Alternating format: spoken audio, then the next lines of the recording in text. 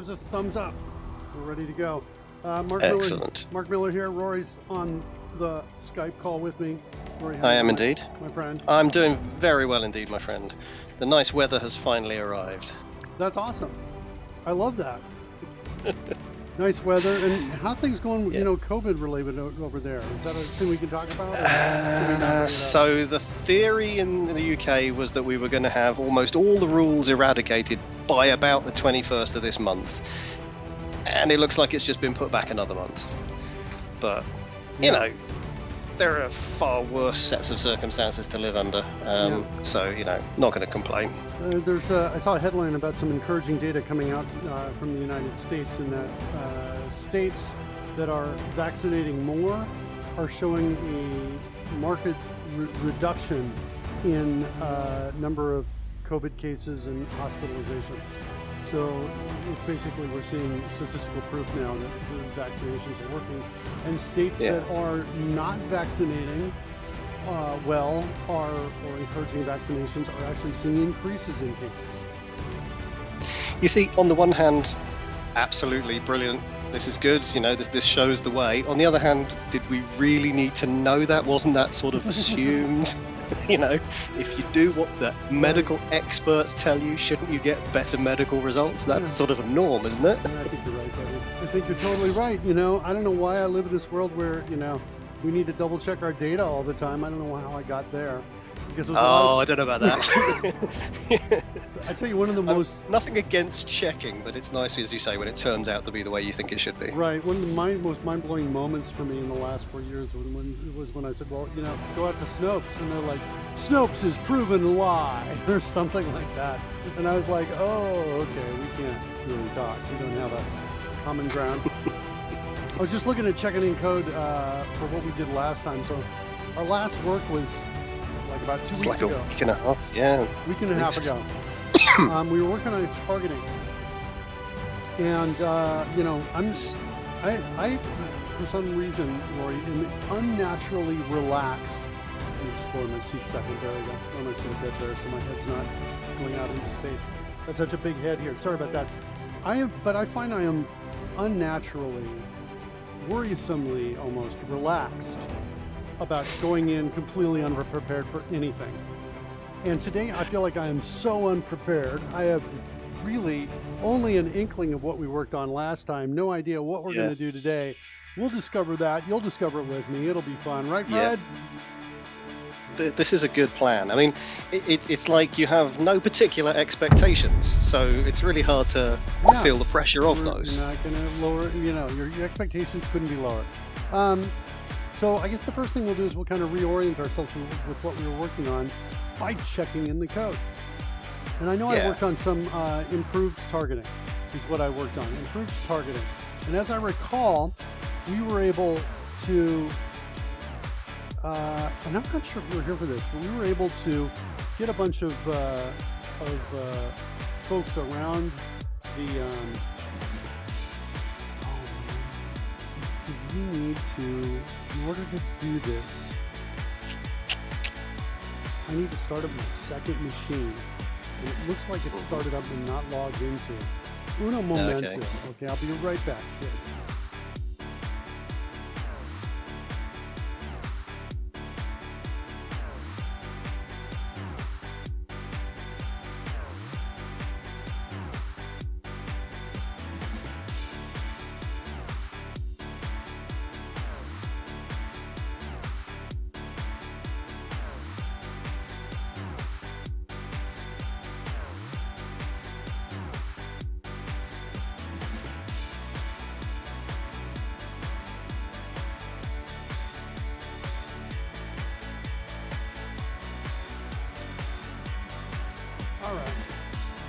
We are back. Microsoft is telling me it wants to finish setting up my device on the other machine.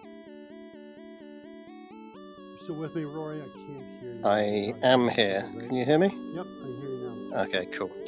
So the other device is saying, let's finish setting up your device.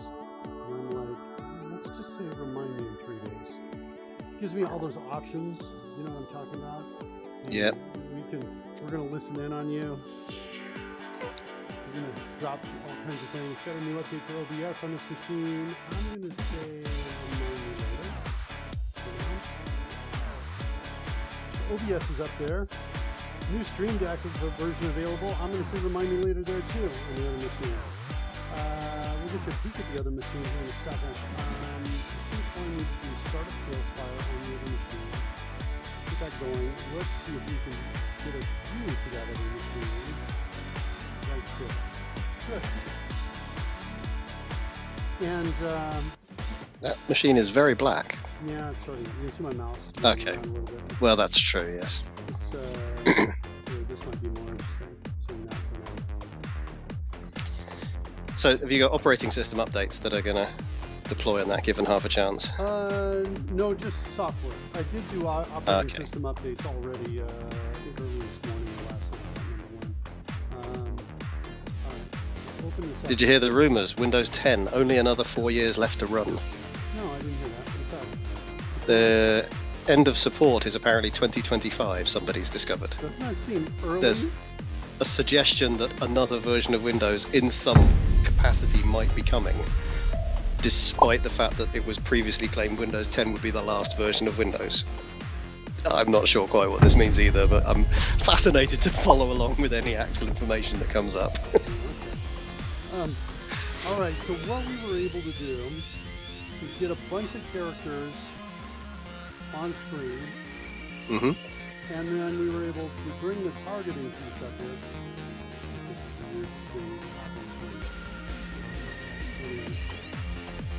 Yeah, I'm not 100% liking what's going on over here on this machine. We talked about it before. If I right-click out here away from the center, Yeah. it does the move, and then it allows me to drag. The right-click for the drag.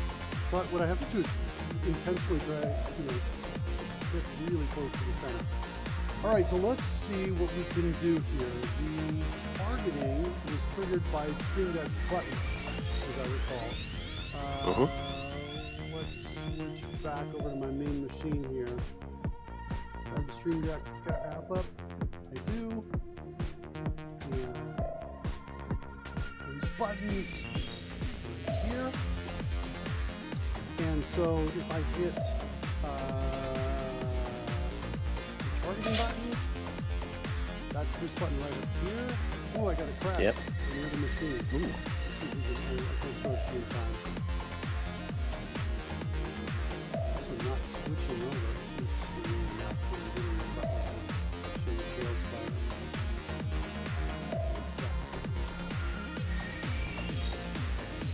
Hey dude, what CPU are you using? He's asking Taurus Johnson. I don't really pay attention to a lot of these details, Taurus. Could you decrease the music volume a little bit? Yeah, I can.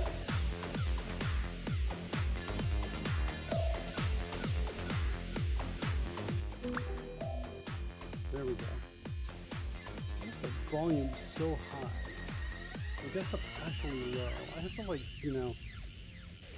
I've allowed things to get so complex, Rory, they're kind of getting out of hand.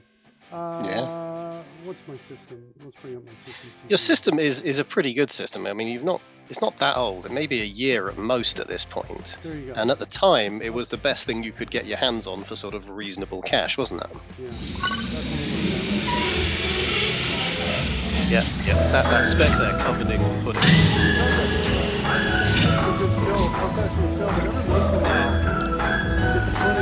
This guy. Hey, Pudding. How's things? So, does that answer your question, Taurus? Now it's great. That's on volume straight. All right, good. Good. Thanks for letting us know. So you've got like 32 cores, and you've got a pretty decent graphics card in there as well. I can't see where it is on there, but it was a decent one, wasn't it? Yeah, it was the best one available at the time. It was. That's an amazing processor system. Well, thanks. Yeah, well, it had a very special use, which is, I'm basically essentially creating my own game and running it here in browsers is what's going on, and broadcasting and streaming live. So we needed a really beefy machine to be able to do that. That's what I'm working on. Yeah, I get the feeling Taurus is right outside stalking the house, looking for an opportunity to break in. What are you using? Okay, so I hit the targeting button and it crashed over on the other machine. Not good, is it? That's not the greatest of situations, no. It is not the greatest of situations. I feel like this is all working before, and I feel like it was working across machines. Maybe not. Maybe what I should do is I should do a rebuild. Actually, let me close down on the second machine. I'm closing down TaleSpire. I'm gonna come back. Have you had any reason to upgrade TaleSpire? I know in the last couple of days there have been 2 updates. Yeah, maybe that's happened as well. Let's do a rebuild on this guy. In fact, right since here. the 11th there have been 3. Yeah, one was just a bug fix. I saw that. We're gonna rebuild this guy right here. The rebuilding of that has a build event at the end that copies the latest. So if it says rebuild all succeeded, and it does in the bottom left here for me, like there's the word succeeded right there. It's copied that across. So now we know we have the latest version over there on the second machine. We'll switch over to the second machine and try to launch it again. And so it'll probably launch okay, but then when I think it's going to crash. The crashing is a little worrisome / mysterious to me. I'll tell you, yeah, you know what, Rory? I think I've reached that point where I'm kind of like, the amount of apathy I have is greater than the complexity and the effort required to solve all the complexity. I'm kind of like, yeah. Right. Brother. Yeah, see, I find that tends to be, that goes up the more we progress into summer. Yeah, is that what's going on? I don't know. As the heat goes up, the apathy goes with it. It's like, whatever. the lethargy and just not, I don't want to move. Yeah. Luckily, most things with the computer are not involving a lot of movement, but at the same time, So let's do this. Let's bring this guy up here and see what happens here. Let's look and see what we have. See if we can crash it. So I'm going to hit the targeting button right now.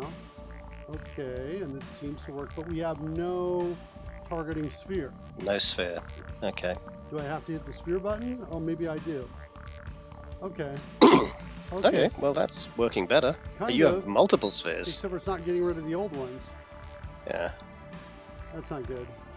And I just hit the 60-foot sphere, and we got a crash. You see Okay. anything in the log? Which we got here? Instance transform is null. That looks like it's a problem. All right. So we're kind of stuck in this. Got a dog outside in the other room. Thinks it's got some serious business to protect me from. It's probably Taurus. It's probably Taurus out there saying, let me just check out that processor. Let me just check it out. I'm a neighbor, and I want to find out what's going on. All right. I remember hearing somewhere that when there's a crash, the log file is saved. Oh. And so I think we're going into Steam. And what is it? Apps or something? No, apps. Where would they put it? Steam apps. Common. TaleSpire. Good. And where's that log? Can we just search for the word log?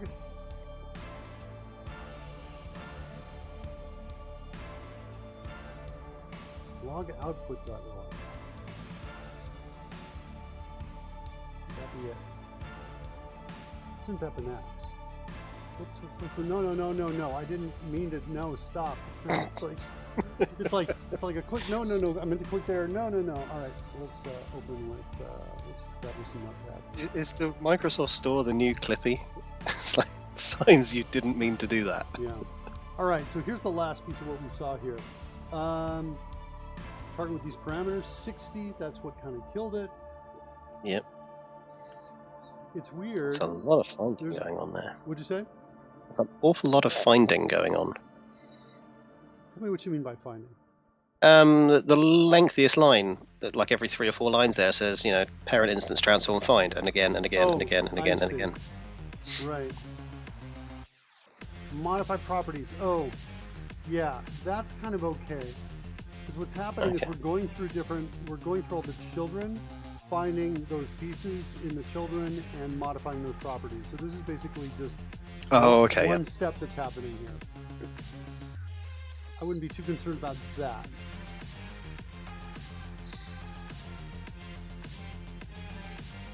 But this kills it. Hmm. Yeah. Okay. Then we get this instance transform is null. We get that. Let me just copy that clipboard.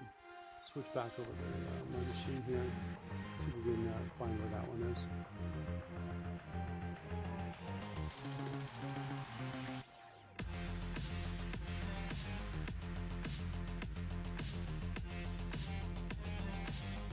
Same place. Same file I mean. Yeah, it's in the creator file.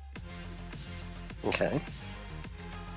So what's happened here? So we're not sure which one, but yeah. This is built by this code is executed when we want to create a variation of an existing transform.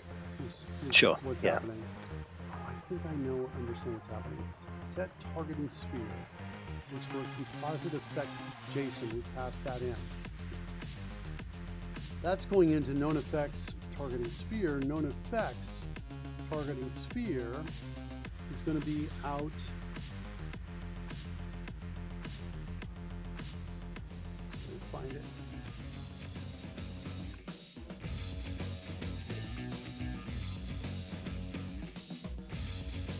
Where are my known effects? There. The targeting sphere is this guy. Just copy that. Throw it into a notepad so you can see it. So this is this JSON that we built. R1.shieldSphere.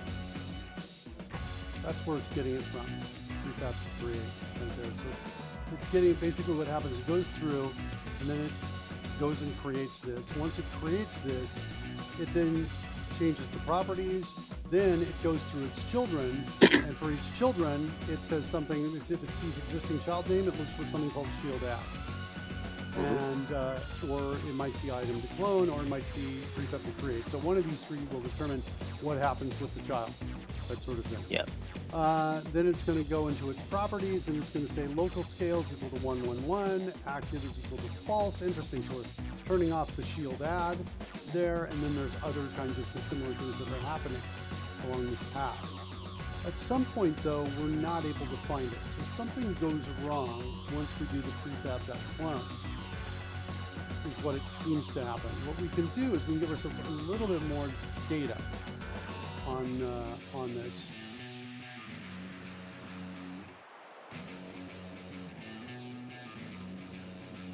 Get back to where we were.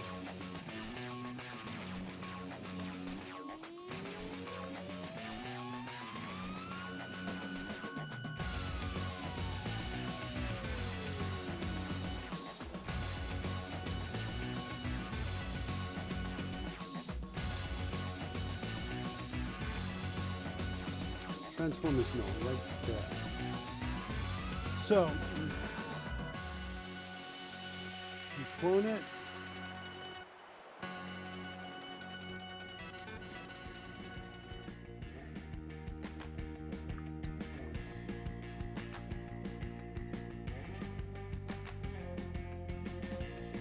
We need specify what we're sending out. We need to specify the that. So we'll see which one's transform is null. That gets Now we have a similar copy of that back on line 156. Yeah. Right here.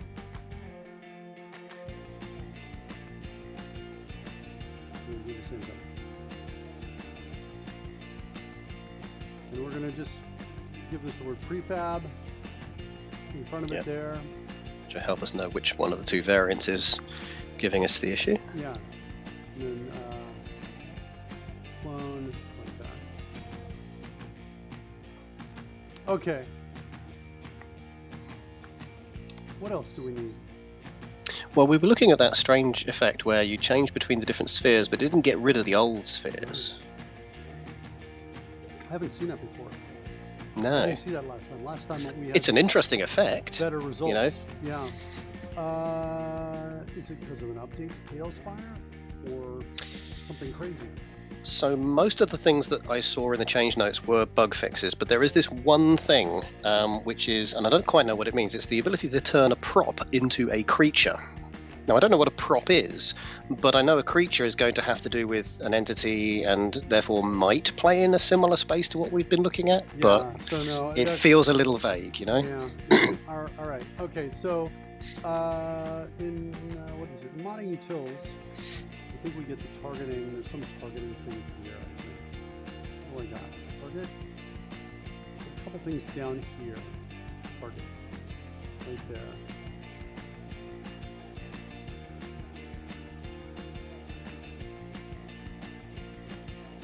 So there's set.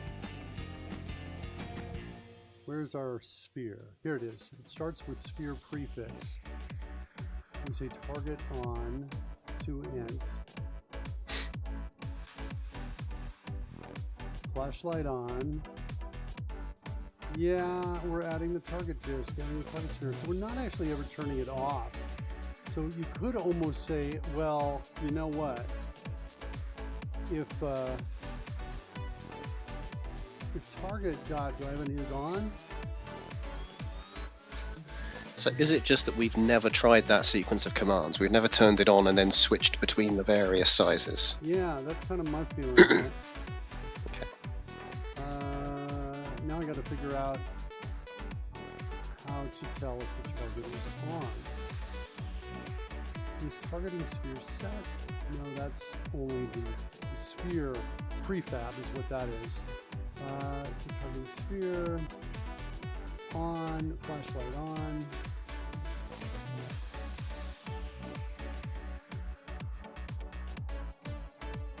So we turn on the flashlight. We add the target disk, add targeting sphere.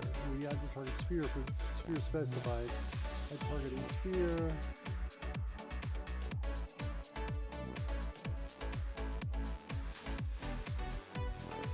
So, well,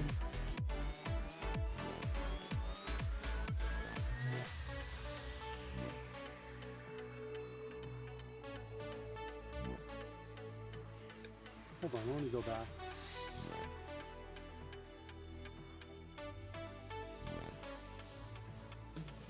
I think I'd rather have this protected code inside the on method.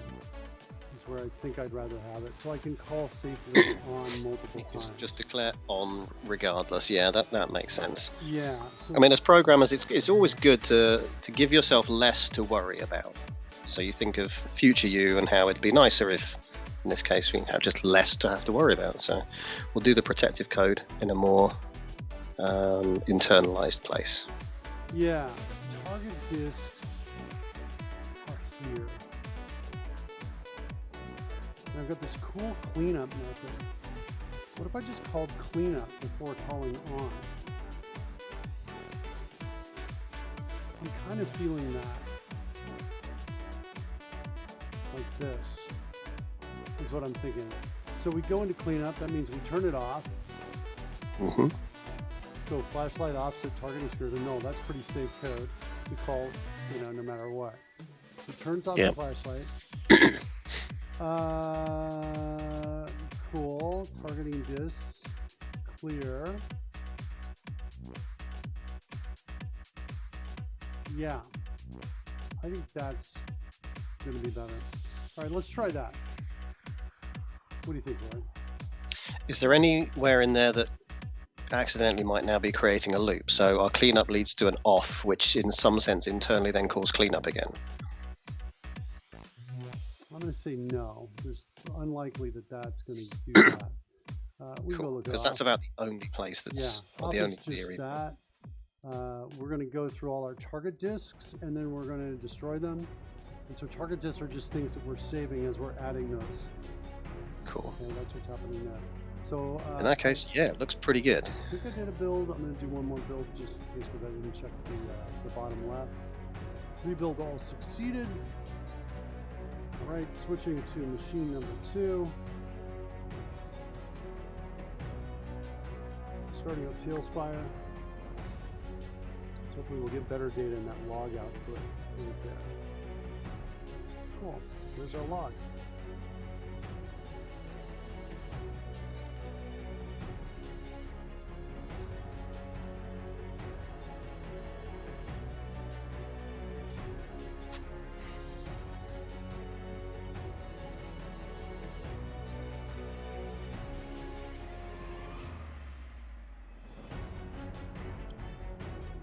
I think I gotta dye my beard. Right? I'm looking like an old man. What's going on with that?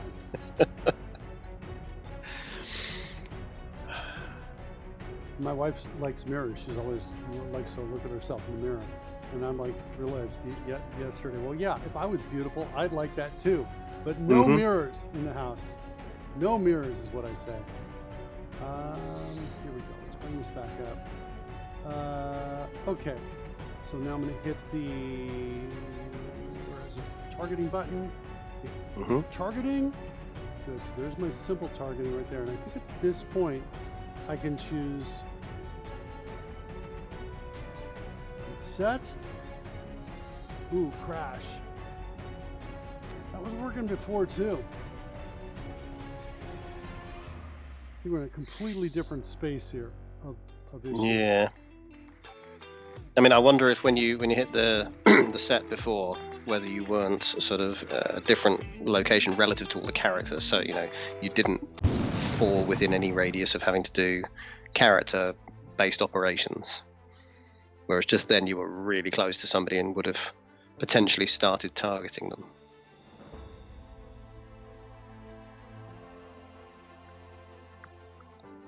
Yeah, there's no errors in here. Ooh.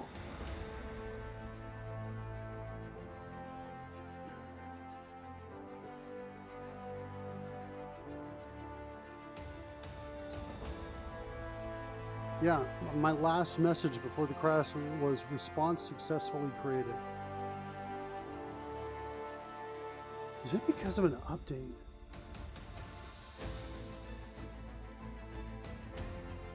Because this was working. This guy was working as well. He was doing a really cool thing. I don't know if you saw it, but it was putting a target on the base. Did you see Yes, that, I saw that. Yeah. Yeah, it was very That was cool. a really nice effect. Yeah, were you there when we got the full thing working? I think you were here when we kind of got it working, but we got it all the way up so we could see all the red, the white, and then the red center. Did you see all The three? last thing I saw was, I think you nailed essentially the location within the base where it should show up, and then you raise it up just a little bit so that it surfaced as well. Yeah, that was and suddenly there was a kind of a qualitative leap. Yeah. Very nice. Everything working. Now I'm like, okay, so we're getting a crash, and we have no data on the crash. Yeah, that's not much fun, is it? I don't know what to do now at this point. I'm kind of like, I got to figure out what's going on with the crash, I think, is what I have to do. See, I wonder if the reason for that isn't more along the lines of, so we instruct TaleSpire, please do this thing, and this thing fully succeeds as far as the system itself is concerned.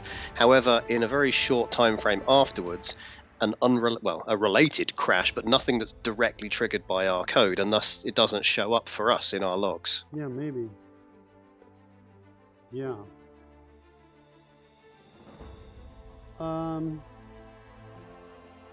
Is there any way we can figure out, get more information on this crash? Like, is there any screenshots of that window we're seeing? Doesn't look like it.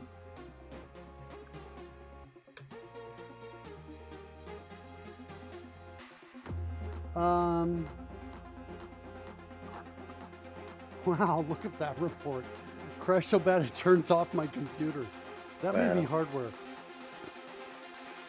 That may be a hardware problem. Okay. Crash log. What you got for me?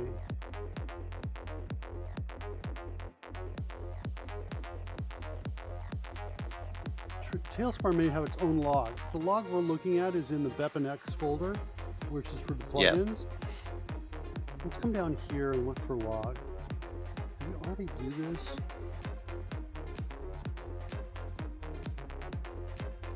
Gosh, this bugs me. Okay, talk about UI that bugs me. I want to know where this is. Oh, there it is, finally. Okay.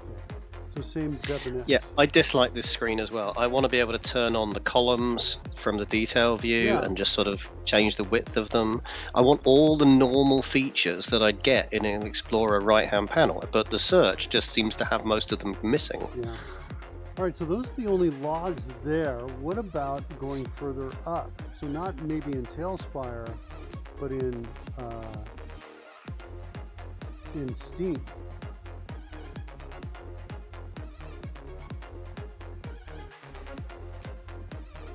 Also, I would love to be, since we have Target, I'd love to be a button right here to say show, right? How many times do we have to come in here and do this, right? To get out to the, whoops. Oh, it is there. Mark, if you go back. Yep.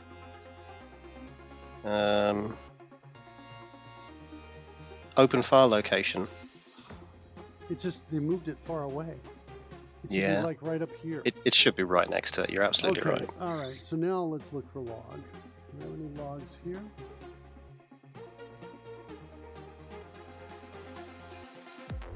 Logs. Okay, I've got the suggestion that there is a player log and an error log.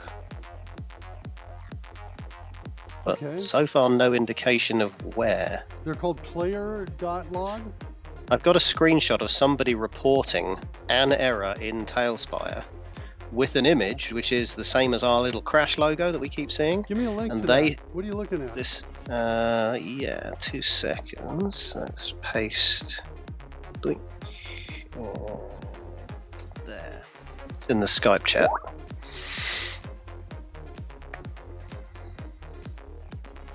This is 15 days ago. Now, in fairness, this is... Oh, it is actually Bouncy Rock. This is the TaleSpire Beta Public Issue Tracker. Ooh. Yeah, we can find all kinds of stuff in here. At all. I hate that. Like, okay, what am I supposed to do with that? All right. Yeah, but what I'm seeing is, you see underneath the image, there's these 2 files. Now, I can only assume that those are the names of the files as they would have found them, but maybe it gives us something to search for. Yeah, no, that's good. Let's try searching for that. Jump back over here, look for player.log.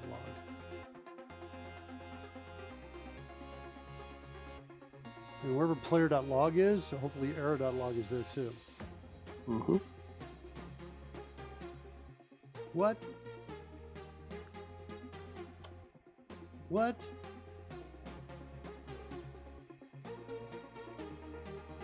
I'd also love to be able to say, I don't want to look in files, I want a file of this name. Wouldn't that be so much faster? Yeah. Like, what is going on? It's like this, they've had like 20 years to develop this. Do I need to come, you know, browbeat the team? Yeah, I just said that. It's been recorded. All right. Not going to browbeat anybody. I'm going to be a good person. That's it. Found it? No, I mean, that's the end of the search. It stopped searching. I wonder if I can... Where's your root search starting from? Because this is this whole of your C drive. Okay. No, it's Steam. It's right, but isn't there like a potential for app data or program data? Oh yeah, there you go. I don't have permission to access my own folder that I think is me. Who am I? Where's my users? How do you remember what the user, all users for me is? You can just, if you go %app data % and just hit enter, I think it'll take you to the roaming part of the app data for the current user. Coder is my name. Okay. Short for Code Rush? Oh, maybe. Yeah. So, I don't know, what, Bouncy Rock or TaleSpire? Do that, I suppose. Yeah, I can't. There is a Unity here in mine. Unity. Okay, no items match your search. Great. Okay. Go back. Unity Hub, not Unity.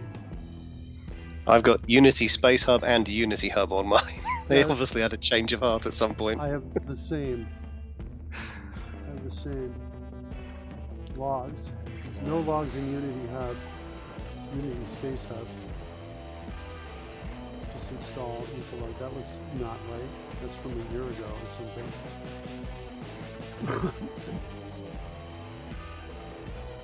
All right, let's try this.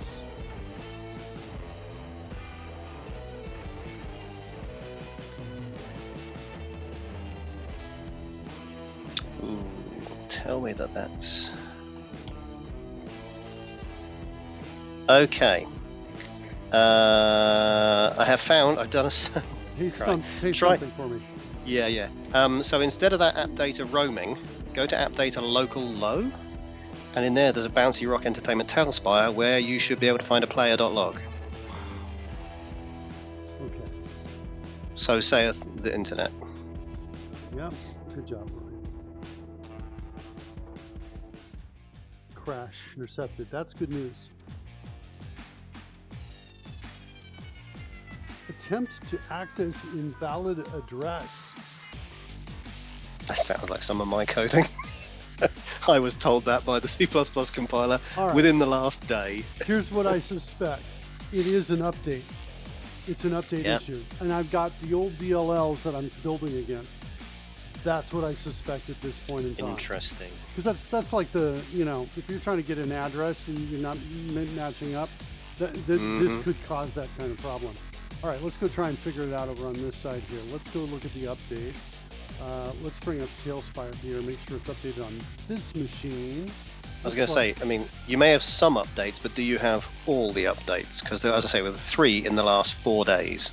This would say update if I did not have them, I think. That is true. All right, so these are the local files, I think in here, data managed. These are the DLLs. Yes. Yeah, look at the dates on these guys right here. That's my problem space. So there's my managed. Do I have a local folder for the DLLs? It looks like I don't have a button. I was just looking to see if I have a button for the local DLLs. Wait, what's that do? Aha! These are the DLLs I build against. They are very much older. They are very much older, aren't they? All right, so we're going to go in and just grab these, I guess.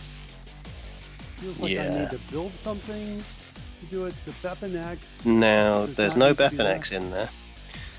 Bouncy Rock, first is 1, 2, 3, 4, 5, 6. Take all of those. Looks like 11, yeah. Cinemachine, com dot something. 4 mono dot somethings.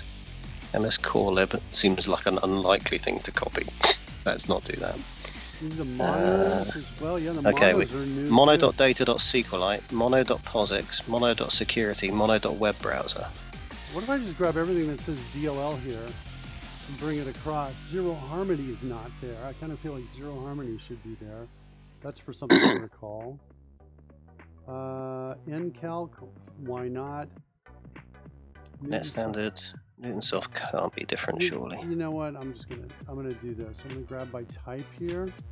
Newtonsoft is different. And I'm gonna grab all the DLLs and copy them across. Before you do, Mark, how about you hive off the ones that you've got? Just as a sort of, or just zip them, perhaps, as a kind of a we can restore to this, or it'll be a known list. Yeah, you don't like to run close to the edge of the cliff, Rory. I like to run close to the edge whilst attached to a rope that's attached to something nowhere near the edge. Okay, I got it. By the way, we were watching the Fast and Furious Hobbs. Did I tell you this already? I think. I'm not sure if I did.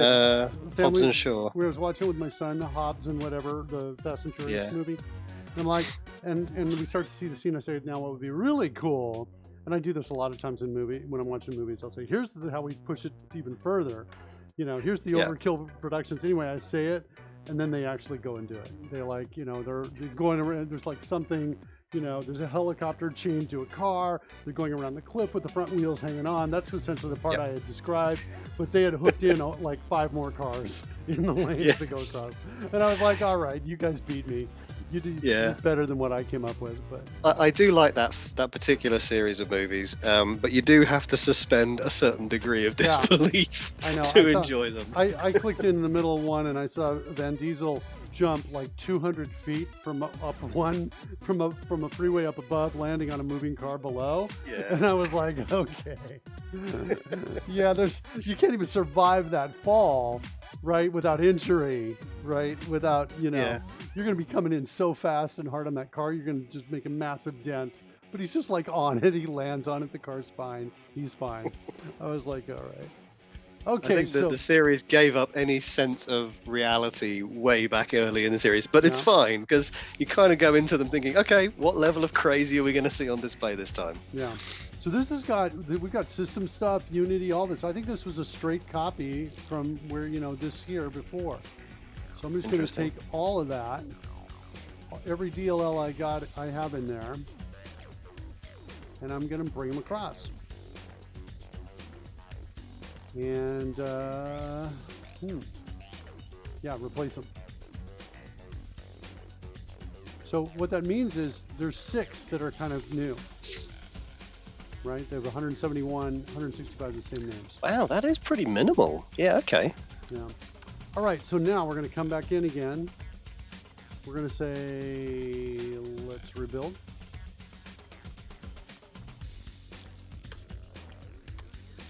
Rebuild all succeeded. Switching over to TaleSpire. Start it up. See if we get any better luck. Yeah, Rory. I think that's what it was. That's part, in a couple places I actually am using reflection to call a particular method, for example. Mm-hmm.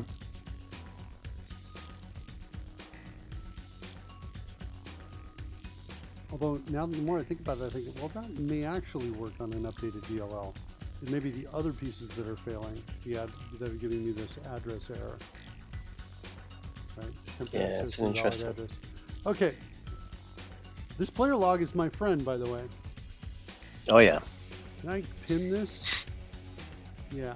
Let's pin this to the list. Okay. Player log. But I might as well get that other one, too. Log, output log. Pin to list. Sweet. Okay, we'll come back and say hi to you again in a little bit, maybe. That's the one I want right there. Start up.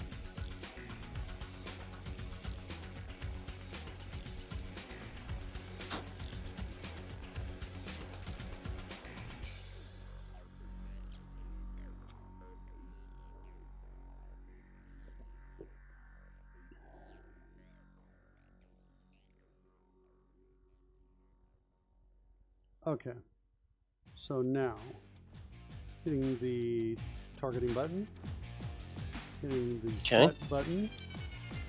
Okay, yeah, that's better. There we go. What happens with this guy? With this guy, so interestingly, look, Fred got targeted here, but not there because he's flying. Right.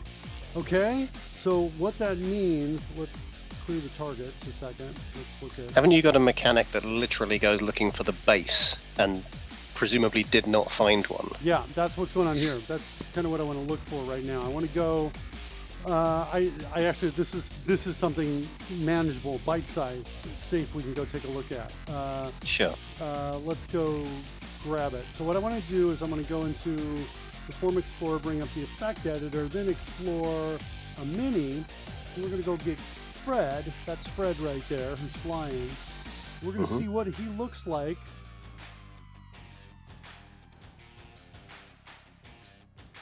The base asset is off. The mesh flying base is on. So if we were to come into base offset and turn it on, would we see, well, it's on, but we don't see it. It is flying. Is there anything inside of it that maybe also needs to be on? I don't think so. No. Okay. I have seen this before where they're able to make things disappear by not by changing a property in the shader. That's what I think might be happening here. So even though we're turning it on, it's like no. There's also the possibility that that base loader was also not there when it was put in place, and therefore even if you turn it on afterwards, you're not running the base loader, perhaps. Well, there's my target disk. It was there. We added it. Oh, okay. See that? My target disk is there. What I need to do is put my target disk in this guy if he's flying. Yeah. That's what I need to do. In fact, I kind of almost need to save to it on both. So let's, for example, let's go grab him again. Like, let's get this. Let's toggle his flying. Let's say no flying. Oh, what happened? Why don't I see my, hold on, let's close this down and reload it again, just in case they change some things around here. Honest, explore menu, grab thread. Oops, thread. Did they clear out our target disk out of the base? I feel like I need a button to jump to the base real quickly. Base assets on, base loaders on, clock base. Target disk is there. Okay. Is its position wrong? Where's my position? It's at 000. My scale is 0 on it though. That's weird. Now my scale is a 111. I still don't see me. Make it really big.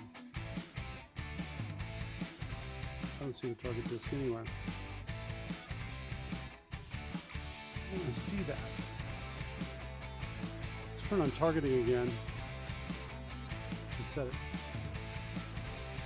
Oops, I hit the wrong button. Targeting and set. There it is. Interesting. Okay. So it's clean up. There's the cleanup. Okay, it looks like we're not going to be able to change flying status after something's targeted, which is not too big of a deal, I think. We can just come in and say, I'm going to find that guy though. That's what I'm going to do. If we're flying, so this is not updated. I don't have a way of refreshing over here, so my only way of refreshing is to like delete everything, come back in and say, okay, explore it again. There it is. Right. Whoops, and that sometimes doesn't work. I think there's a state bug there. I gotta actually close it down, come back in, explore it. That. All right, so what we're looking for is, I think, the mesh, the flying base. That's what we're looking for.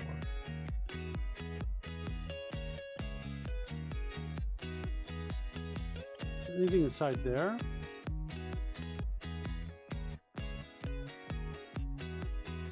Yeah, it's this guy. That's the guy I want to parent right there. So mesh flying base. Let me copy all of this. Let's go to new instance of Notepad, paste it in. Let's go look for it. Mesh flying, bottom flying base. I don't think that's it. Flying. That's what I'm looking for right there. Mesh flying base.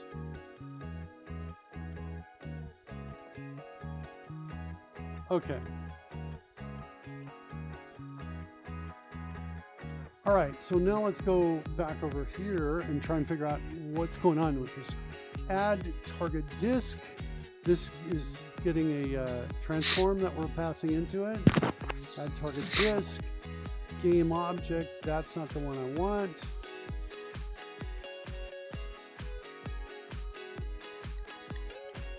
Add target disk if needed. Creature board asset. Base loader loaded asset dot transform. Okay, I need to see if it's flying, and now if it's flying, I need to grab the mesh flying base instead. I wonder.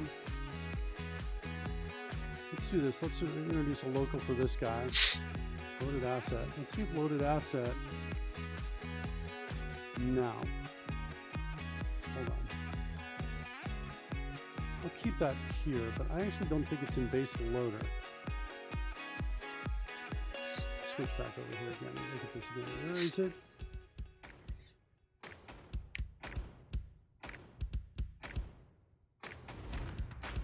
Base loader's there. Okay. Right? So that game object corresponds to the property that we're seeing here, base loader. But over in TaleSpire, this other piece I want is in something called an indicator. I need to get to its flying base. Well, I won't. They're probably going to give me a property to get there. They'll probably give me a property to get me here, but not here. What's the position of the flying base? It's close to 0, which means, so that's its local position there. That means the indicator's position, whatever it is, I could parent to the indicator. Yeah. So now let's see if we have an indicator in here. We have a flying indicator. All right, sweet. Then do I got an asset?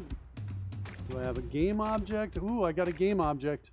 Okay, so that's what I'm going to use, and then I'm going to use its transform right here. And then I think what we need, target position.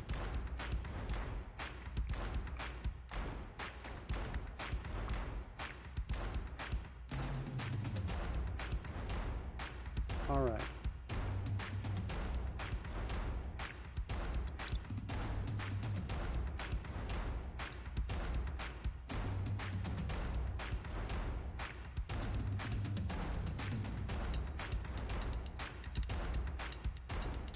What I want to do is I want to programmatically determine this guy right there. That's what I want to do. Sure. And I want to similarly, I think, programmatically determine the base. Wait, how do we get the base transform? Couldn't it be the same as this transform that we get down here? Let's see what are we using here?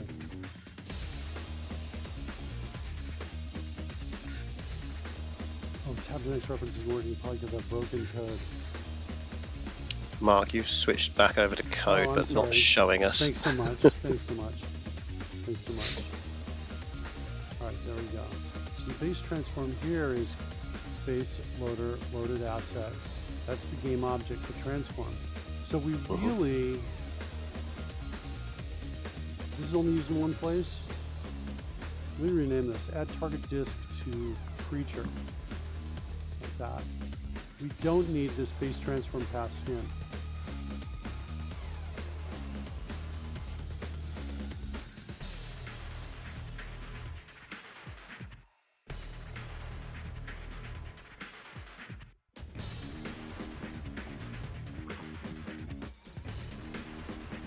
So what we want to do now is we want to check to see if there need this down below. I'm allowed this to get messy in my mind without tracking everything, but basically hopefully we'll get all back on track. Flying is flying. If is flying. Yep. Then we're going to say, hey, no worries. The base game object is equal to, did I save it up here? Flying indicator.gameObject. Right? Otherwise, base game object is equal to that. Yep. Happy? Okay. Looks good. You better be happy. Next, we're going to come in here and we're going to say the base position is equal to this.transform.position. Good. We're going to bump it up a bit, right? Just bump it up a bit.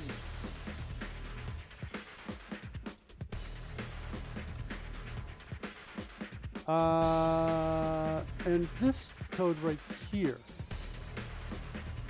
Okay, we're going to need to declare a new local here for base transform. Let's do that. Grab that. A new local. By the way, let me undo this a second. Visual Studio team, if you're watching, let me show you something. See this? This menu is in the wrong order. All occurrences needs to be first. Just a single one needs to be second. the order is wrong. And I know you've already got this out, so you're probably like, no, I want to change it. But it's provably wrong. The reason it is because if I need all occurrences, I have to go down and select it, right? But it's actually more frequent that I'm going to need all occurrences, less frequent that I'm going to need the one. Also, if there's only one, which is 90% of the time, like in this case, there's only one reference to that expression, this will have the same effect as this one. So there's really no harm in swapping the order, aside from, disorienting anybody that has already been, is already used to them being in the wrong order. But this order is absolutely incorrect. It needs to be fixed. Okay. All right. Yeah, the case where there is more than one opportunity and yet you still only want to introduce for one of them has got to be a real edge case. Right. Yeah. Yeah. Yeah, I would agree. Okay, so now we don't need this coming in anymore here. Is that right?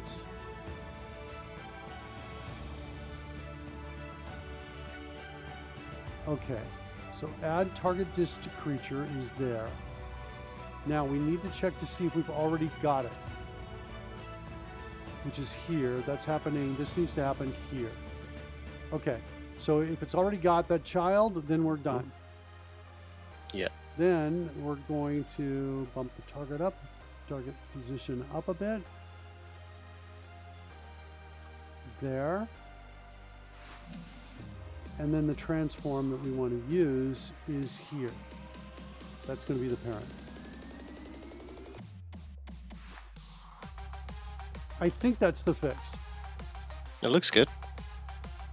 We should be preserving our original path, but now allowing for the possibility and reusing the same code, or at least very similar code, for the possibility that there is in fact a flying base, which adds the extra qualitative experience. Let's see what happens. Rebuild all succeeded. Switching over to the TaleSpire machine, starting it up.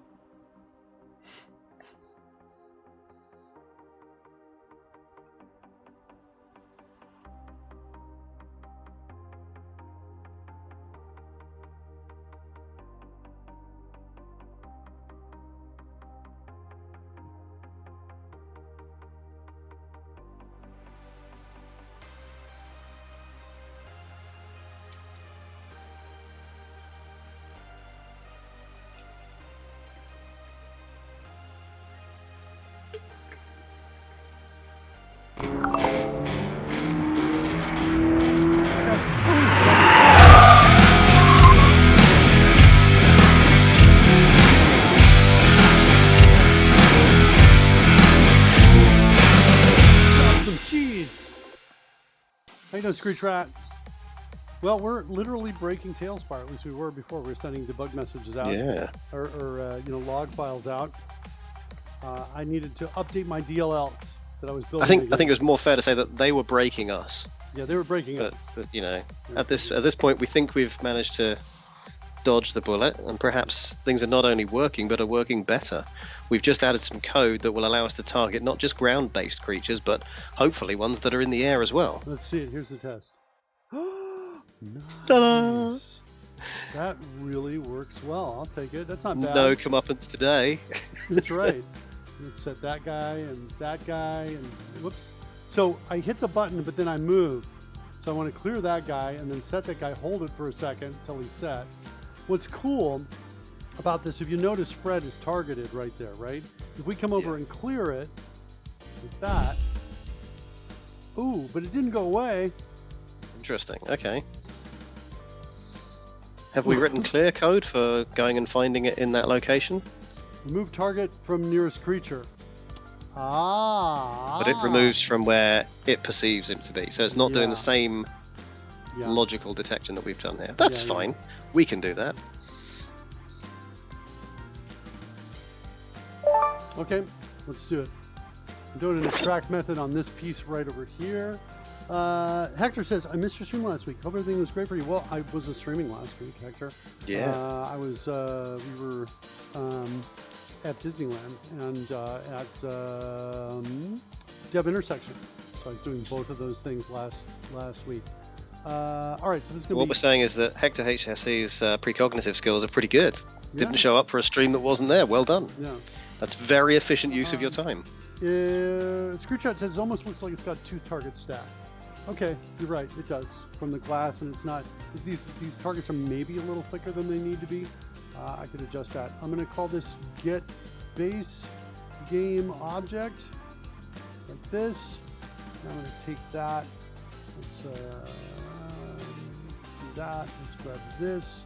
And now when we get to our remove target from nearest creature, we need get base game object is there. And that's now our base loader. So what we'll do is I'm going to come down here, rename this to that, hit enter, and then delete this line. Okay. Nice. So game object gets that. Look for the disk, we destroy it. I think it's not bad. The only thing I'm not sure about is, are we tracking these anywhere? Yeah, so look here. See that? We're adding it to target disk. Yeah. If we're going to destroy it over here, we need to basically say target disks dot remove, and we're going to say base game object there. We weren't doing that before. I think we need to do it. That's what I think we need to do. Anybody worried about that line of code? You worried, Roy? Yeah, a little bit, because you're removing the base game object, not the target disk that's in it. I knew that. That's why you asked. You were testing me, and I passed. Well done. Boom. That's what I want to do. I think that's got it better. You less worried about that line of code? I'm not sure my brain kept up, if I'm honest. But Right. I think the fact is, if we're both looking at that, Save then it. there's a high Yeah. chance of So that here's being what's better. happening. This one's checking to see if the name is stir target disk. Got him! Really? That's how you. Okay. That's how you're spending Sure. your points, Pudding. Thanks a lot, buddy. All right. So yeah, we'll see if that works. I think that's going to work. I think that's going to be good. The remove that doesn't give me a true if the item successfully false. Otherwise, also false if the item's not found. So that's good. So if it's not found, it's no big deal. I just want to get rid of it because we're about to destroy it. All right. So let's switch over to TaleSpire. We're going to exit fast by shutting down the log. It's the fastest way to shut that guy down. Come back over to the main machine, do a rebuild. I mean, I have 200,000. Sometimes I just have to spend them. Okay, do a rebuild.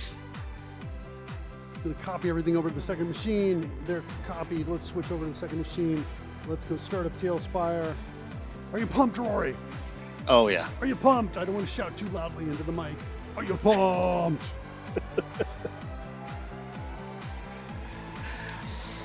It's always better if you have something to do. Retro CRT's out there. Retro Everyone's CRT. found how to spend the points. Lurking. Retro CRT. Lurking. You can come in. We can see your fanfare. You deserve it.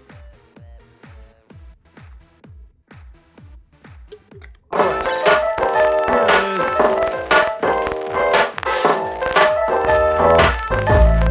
is. Literally, Retro CRT kids.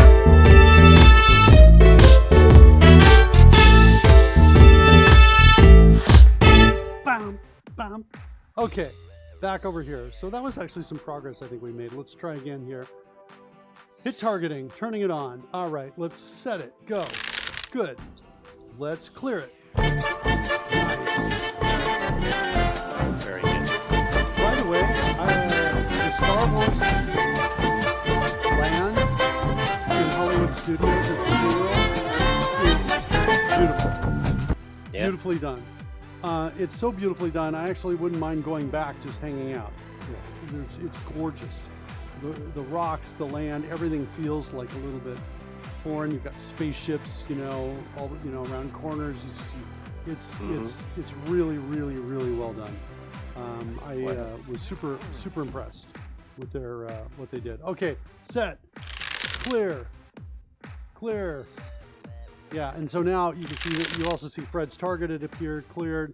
And if we were to get any of these characters, like that guy, that's Janus right there. Bring up Janus, which I think, if I'm remembering correctly, is number 36. Is that you, Janus? There. Oh, well done. Janus is targeted, and watch what happens when I clear him. Here we go. Clear him. Not targeted. Look at that. Isn't that cool? It's almost like this system was well architected and designed by a genius. It wasn't either of us, man. I tell you, I don't know how we got there. Hey, but we're doing a good impersonation, right? Yeah, it's not bad. You know, I'm just noticing my volume looks a little low. Check it. My volume's just a little low. I'm gonna crank it back up right about there. That looks better. How's it doing there? Okay, got some levels checking. All right, so there's that. Now let's try a 20-foot diameter sphere. Okay, cool. Okay. And now, if I hit set, is it going to get everybody in that group? Ooh. It just drops it. But it doesn't target them. That's really funny. Isn't that beautiful? Let me hit clean up. Nice hat you've got there. Yeah. I want it to target all those guys. Because it's the sphere. Right, so if I come in here and I say set, it does that, but it needs to target all of them, and it's not doing that yet. All right, so let's figure that out. Switching back over to this guy. Let's clear up. Hide all. Should get rid of that guy. So it's in the set command.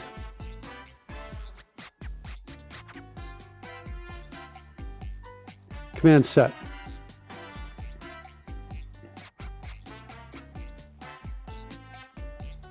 Now, what's interesting is take a look at the response. See the response? We're sending here, success character position. So when we call it just a regular, if we call it the regular way, we go into we call TaleSpire.target.set. That returns the creature asset that's closest. If it's not null, that means we found something close to the targeting and we've got something. We got it, and then we'll say, what do? We send back the character position. The character position, in addition to its position, includes its ID. Yeah. Okay? I'm not sure why I'm calling this character position, but, whatever. I'm dealing with it right now. I got different DLLs that are using it. I won't rename it just yet. We send that out. Success. On the receiving end of this, when we call this target message, that's going to be in here. Probably in main window is my guess. Near the end. Target creature. So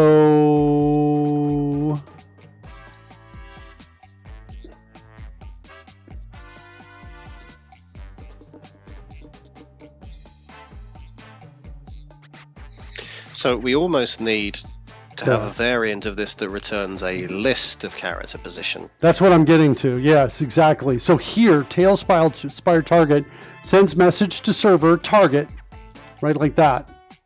Mm-hmm. If it's success, if the target command was set, then we say target creature sending true. Otherwise, we set clear and set it to false. Now, so we call get data on it. So this is looking for one of these. Yeah. All right, so let's see here. Down below it says get creature from TaleSpire ID, and then set creature target.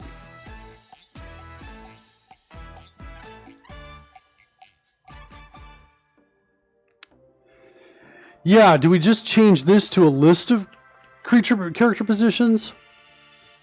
That feels like a good way of working. We can always just target a single one. Yeah. And it can be a list of one. No, right? Yeah, no, I'm with you on that. It's just that the set and clear, the thing is that clear, when there's a dome out, shouldn't really do anything. And if there's a targeting dome and I hit set, it should kind of do what it's doing now, which is drop the target in the middle to indicate the point.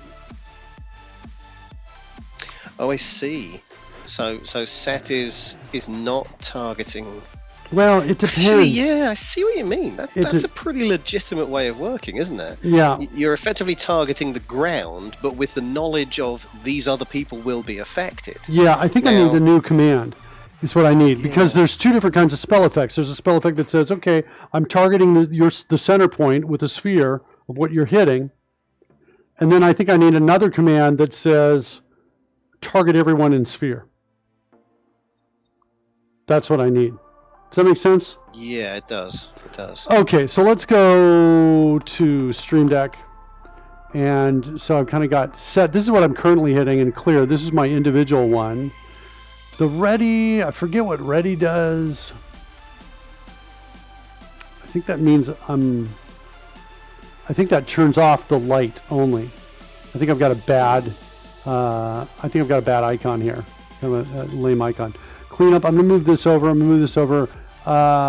gonna grab this, and I'm gonna say this is gonna be target all in volume. So it could be like a sphere, a cube, whatever. Target all in volume. Okay, that's the command I'm going to do, that I'm going to create. And so TaleSpire target all in volume, I guess is what I'm going to call it. Right there, that's what I'm typing in, all in volume. Okay. Okay. I'm trying to think about the other one, actually, because you've got it being set, all right? And set is totally valid. I mean, it's just that at the moment you're using it for either target creature or target point on ground, effectively. You're right.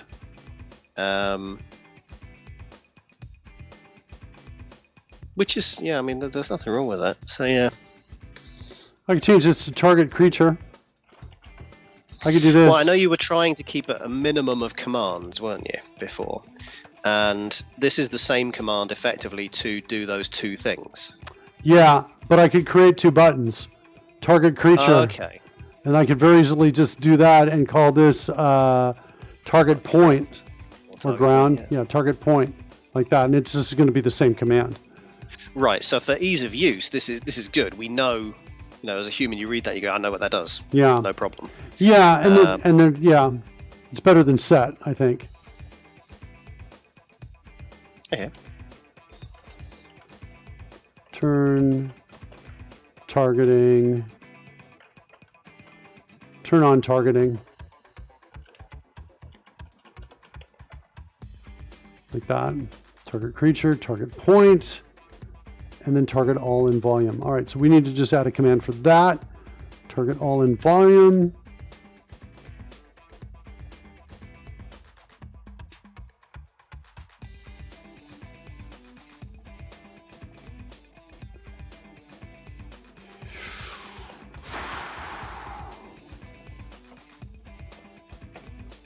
So now we've got target all in volume. And I think what we can do is just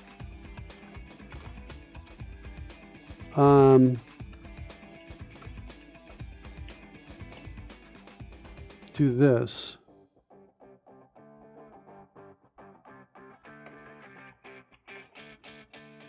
There's our API response coming back, and this time what we can do is we can say we're looking for a list of character positions. Mm-hmm. See that I think is this I like a little bit better than just the other one, because then now we're free to say, okay, here's my data I'm sending back for this message, and for this other one I'm going to send some completely different data back. Yeah. And then we'll get out of here if that's null. Otherwise, I think we're going to do for each on that character, like that, and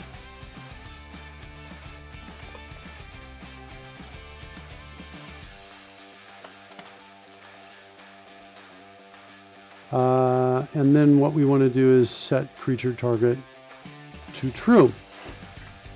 Like that. So it's going to give us all those IDs coming back. Now, targeting all in volume. The only other thing we want to do is we essentially want to target none. I don't think I have any. I don't think I have a target none. Target no players. What's that?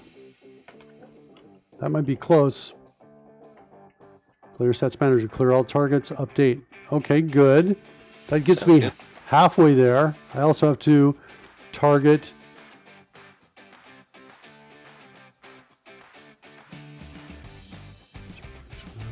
show all, target none, all in-game creatures, clear all targets as well. So let's extract this to its own method, call this target no in-game creatures, like that.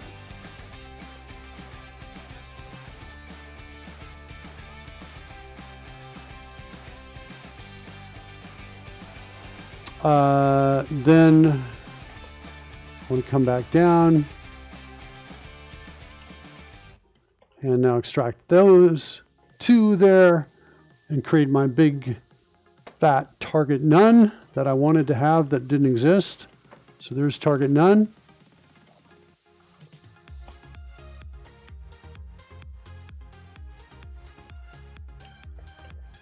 And I want to call target none from, well, it looks like I've done it right there. Target all in volume calls target none.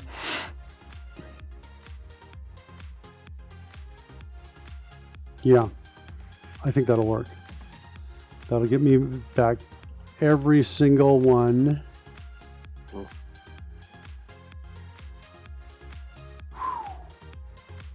Or do I want...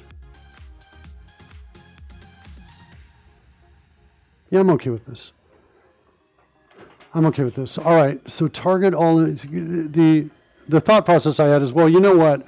All I need is the point and the radius, and I can actually just figure it all out. I can get the whole list on the other side.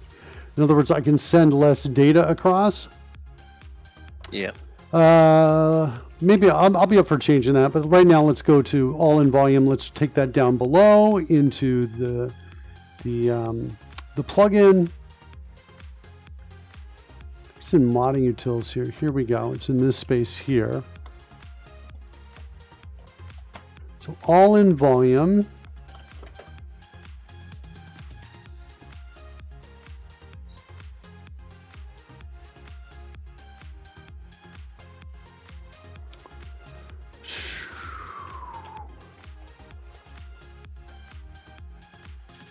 Add target to nearest creature. Minis get creature closest to. We need something that's basically going to do this. We want something that's basically a list of these. Creature board assets going to be TaleSpire .minis get creature closest. Get creatures inside volume. Like that. We're going to call TaleSpire flashlight get position, so that's going to get its position. Then what's that other parameter we're sending over here? Max distance to nearest creature in feet. This we need to get from the sphere size. Yes. Which is set sphere substring command to int target on diameter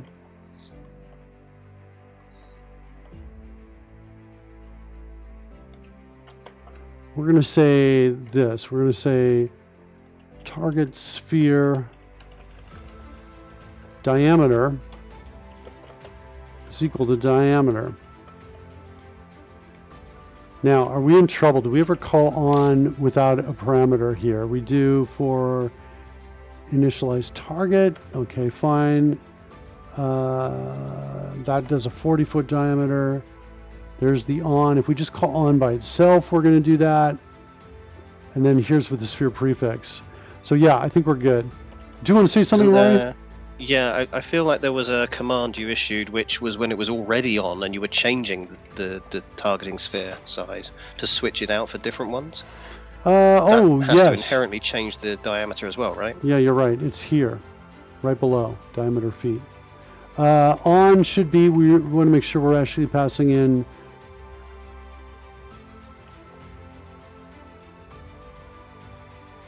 Yeah.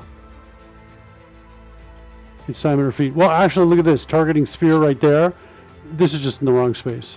Yeah, it should be in the advanced targeting sphere instead of in the on. That makes more sense. There you go.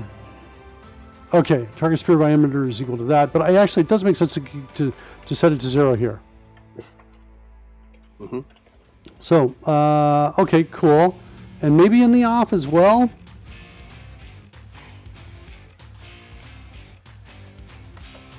Okay, good. Now back to where we were here. This is going to be TaleSpire.target sphere diameter. Get creatures inside volume. All right, let's build it.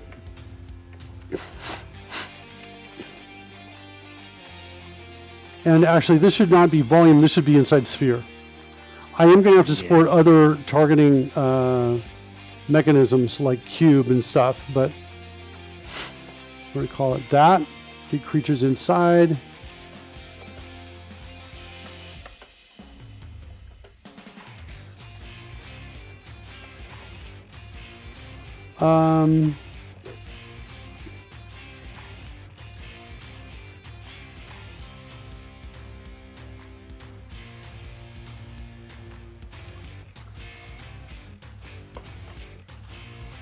Then we're going to say, I think we're going to have to go in, and this is diameter, but this, I'm going to make this a float here instead. This diameter is a float. And then I'm going to say radius is equal to that divided by 2. And then we need to get our distance here. What are we doing here? Get creature closest to. We need something that probably looks like this.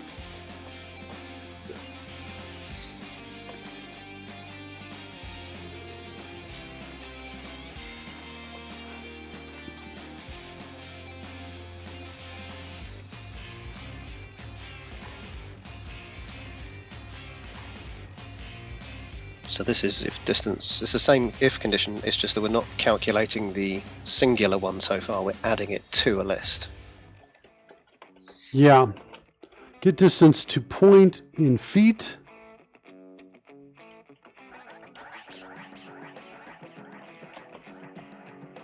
Like that.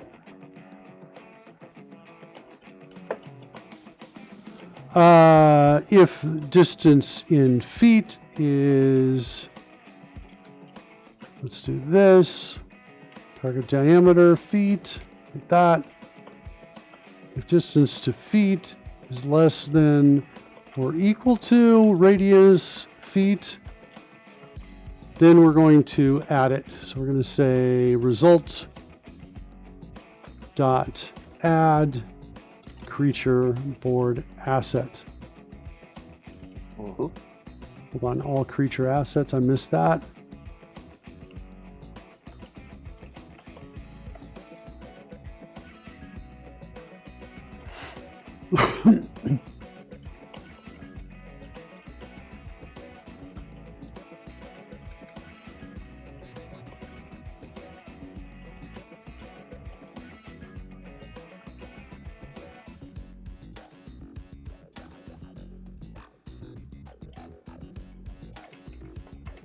Just looking at renaming this.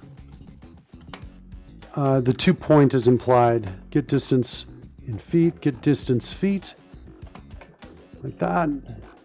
Maybe I'll do get distance in feet instead.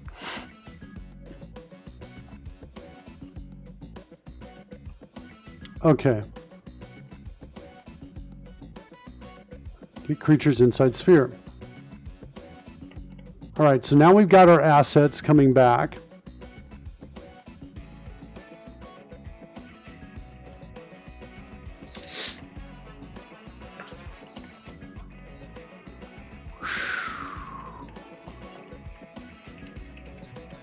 It's just occurred to me, technically speaking, it's not in sphere. Technically speaking, it's in a circle. Because we're only checking two-dimensionally.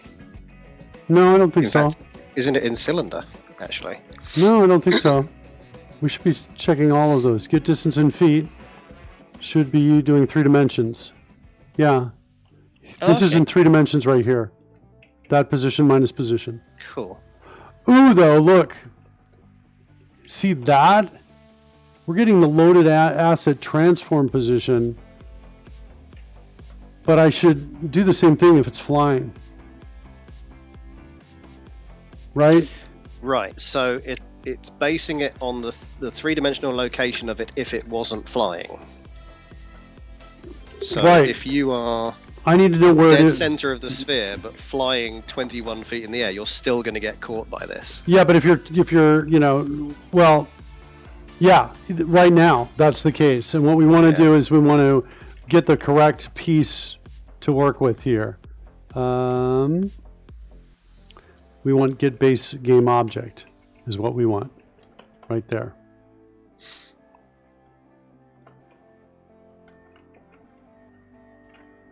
And then out of that we want, I think it's its game object. Wait, get base. It is a game object. Get base game object. What's going on with that? Why isn't that working? That's in TaleSpire. Target. I'm in minis. Okay, got it. So target dot get base game object. Now what's my problem? Inaccessible. Well, we're going to fix that. Mm-hmm. And then we get to its transformed position. Good.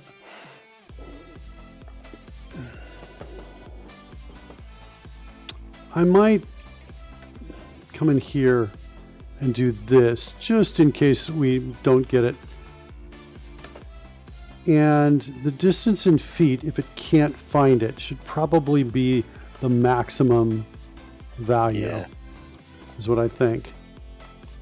And so now we're down here, we're grabbing its transform, its position, getting its magnitude, and then, yeah, we can just inline this temp right there.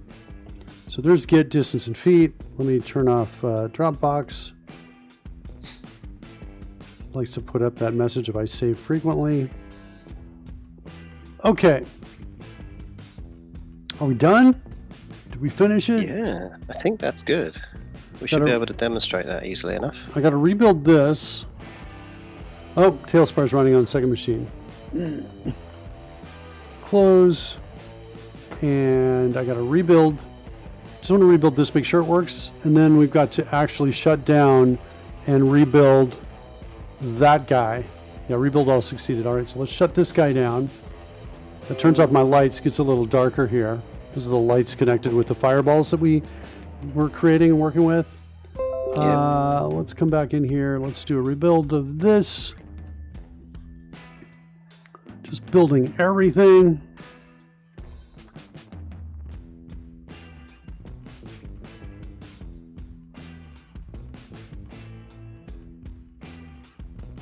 Rebuild all succeeded. We're starting up the Dungeon Master app, going to the second machine. You can't switch to it yet because the Dungeon Master app's not up, but I'm starting up TaleSpire on the second machine.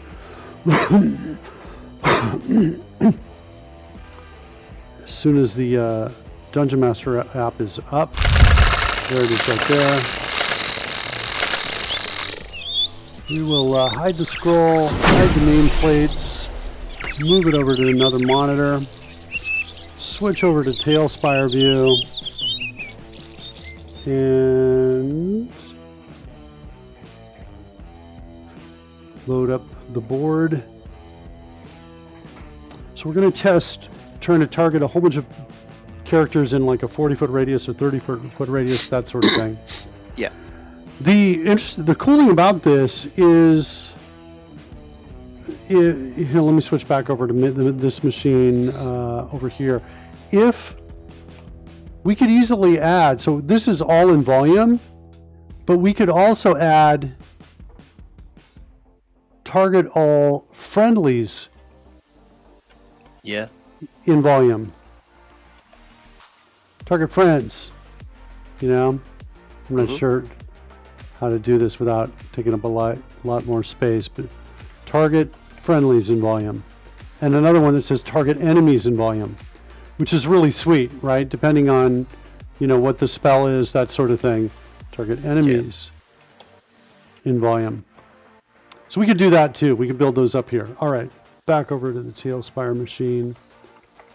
Here we go. Let's also, meanwhile, here bring back Janus. Who else is in here? Looks like Apollo and River are on screen as well. So let's bring those guys in. I'm gonna guess 3 and 4. Ha! Okay. Wow. Not well bad. done. Not bad.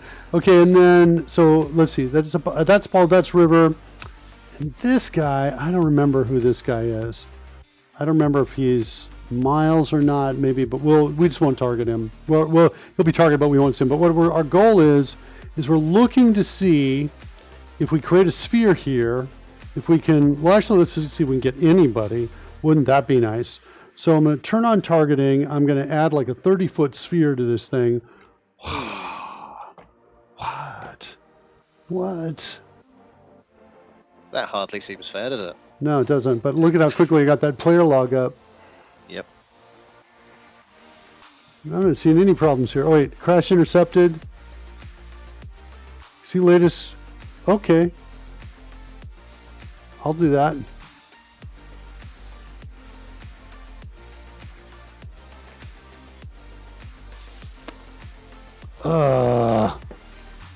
Oh. That's annoying. It is, isn't it? This thing's been around for 20 years and it can't figure this out. All right. Crash. What are we looking at here? That guy? No text documents, that's all. Switch to the filter and start a star. Yep. Ooh, nice. You got a crash note too. I want to open this up. Didn't you just have the player log open? It was a different one, I think. This is in a crash. Okay. What do we got?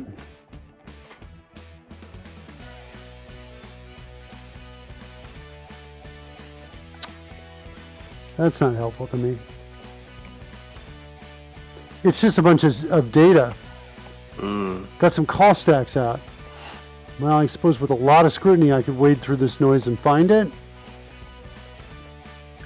Yeah. Attempt to access invalid address.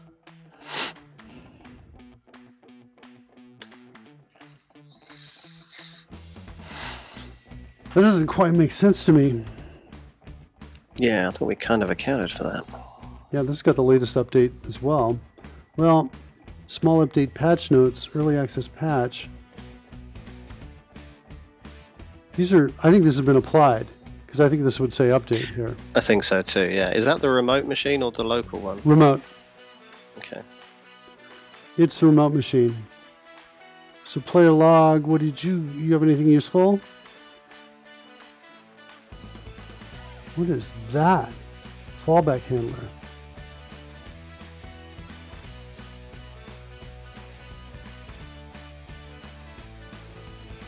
This sounds like the, okay, fine. That little library.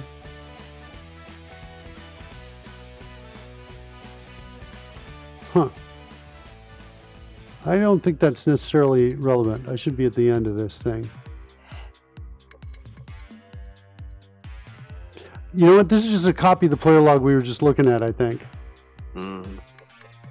That's kind of what I think. Oh, look at this. Crash. It's in my modify properties. That's the clue. So, is it possible that we have some JSON suggesting the existence of properties that have since been removed from an object? Oh my gosh. No, that can't be. It really can't be. Because we're only modifying game objects. The JSON's only modifying that. It really... well, wait, hold on.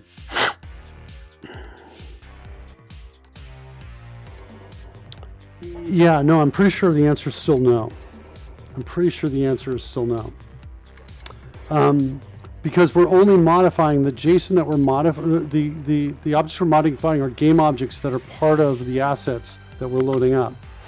So we're loading up the asset, trying to modify that property. What my takeaway from this is I need to go into modify properties and throw out some more debug messages. So at the very least, we can see like what's the property that we're modifying is having this problem. Yeah, that's good. Okay, so that is down in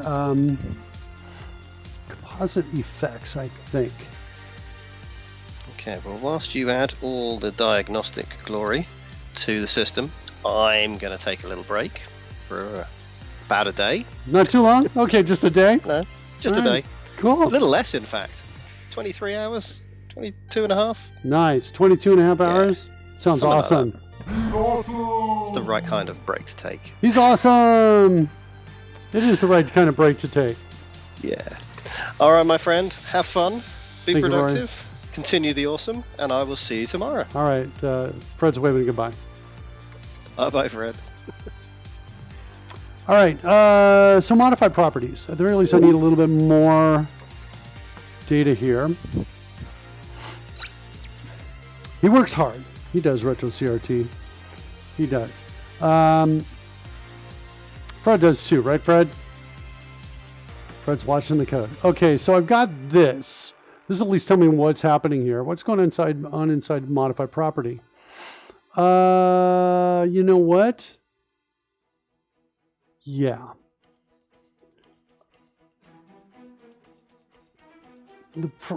We have a problem here, and the problem is that we're not trapping exceptions in modify property, and if we don't trap exceptions, things can go bad. So I think I got to do a big try catch around this guy right here, like that. And do I have any code already in here that's dealing with this? This is my base property changer. I guess my question is, what do I want to do with that exception? Do I want to show it? No, I don't. I do want to log it though. That's what I'm going to do.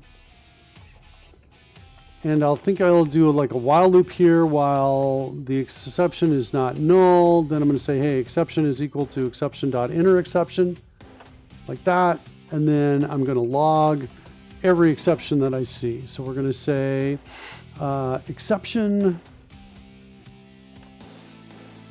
and then we're going to put in EX. We're not even going to have the word. We're just going to do a get type right there. And whatever exception type it is, modifying property.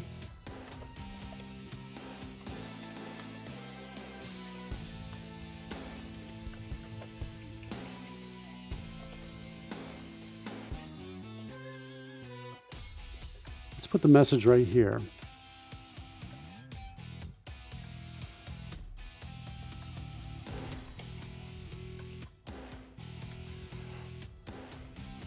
While modifying property, and then we'll put property name right here. Oh, our favorite. It's Coding Gorilla. That's the kind of code we need right there. I'm just gonna copy that to the clipboard. Give it to me. I think you want get type.name. Yeah, fine. You can do that. I'm flexible. I'm modifying property name. How you doing, Coding Gorilla?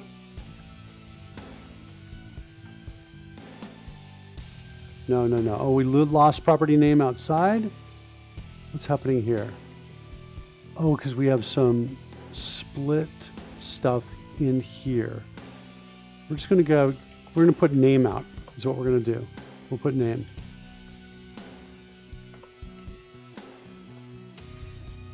inner exception, and then that will take care of the log. So we'll at least log that stuff out. We're catching it.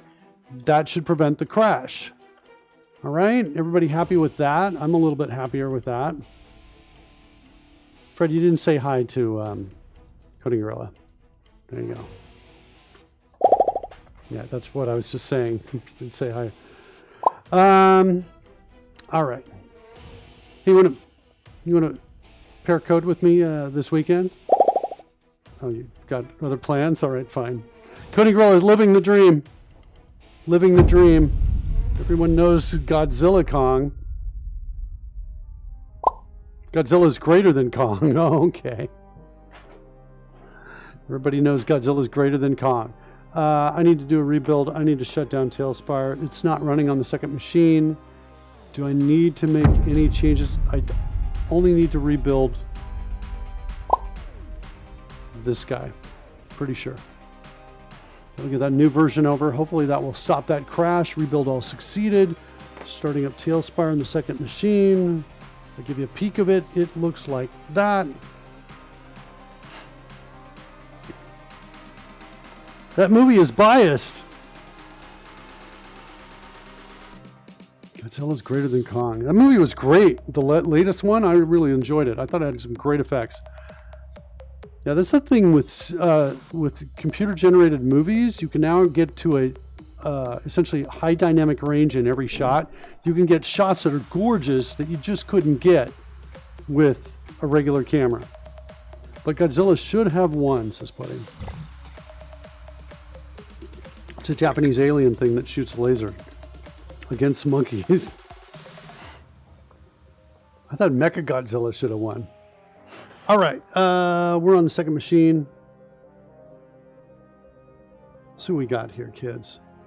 Load it up. Looking for a little more stability. Who just eats bananas and rubs its head?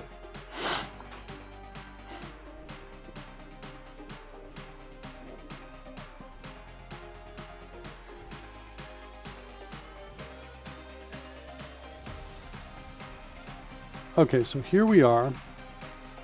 Let's hit turn on targeting. Let's hit 30-foot sphere. Working now, no problem. Let's check our log. Get any errors?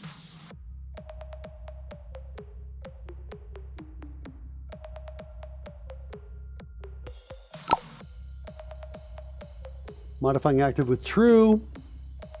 No errors.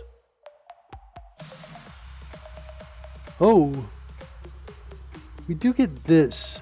Shield spheres instance.transforms equal to null. Get that error inside of that. I'm not sure I'm going to look at that necessarily just yet. All right, so now we're going to try this out. I'm going to grab these guys, and now I'm going to hit target all in volume. I'm pressing that now. Nothing. I did not have those guys on screen, so it's actually possible it worked.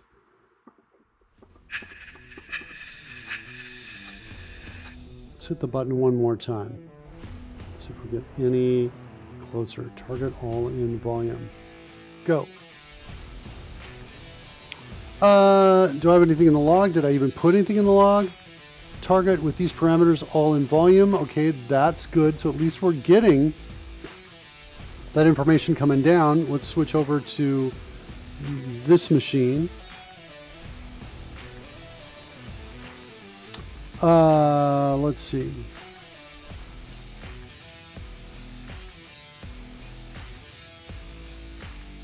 Get creatures inside sphere. We're not sending any data back on that.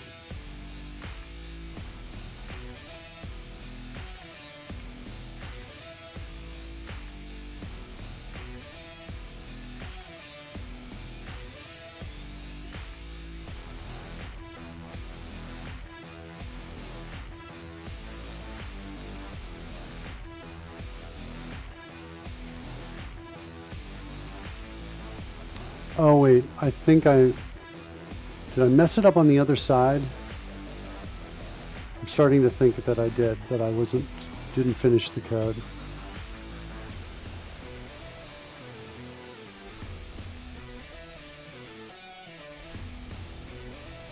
Nope.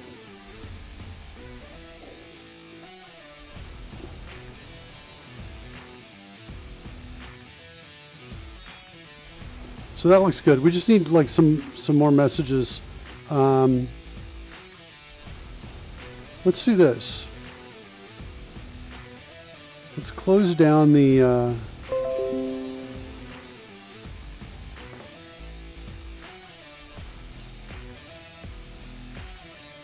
and let's run this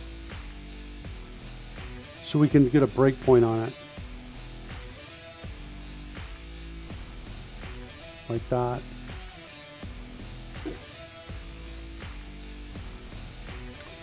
Yeah, Coding Gorilla talks about the scaling. 1 minute Kong is climbing the building, Nixie's stomping on it.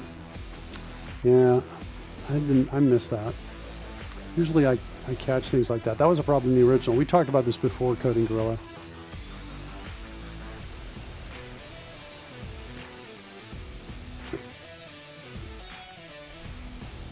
All right, so starting up.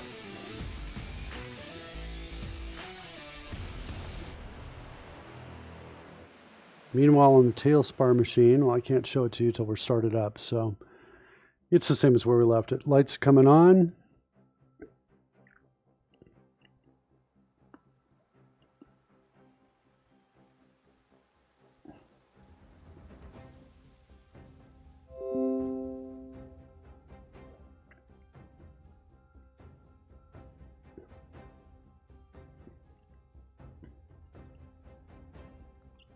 Waiting on the second light to turn on. That indicates it's here it comes. There it is. Second light's on.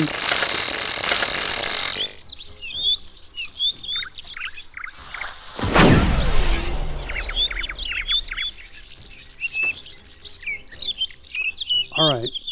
We've got target all in volume there. So back over to machine number 1.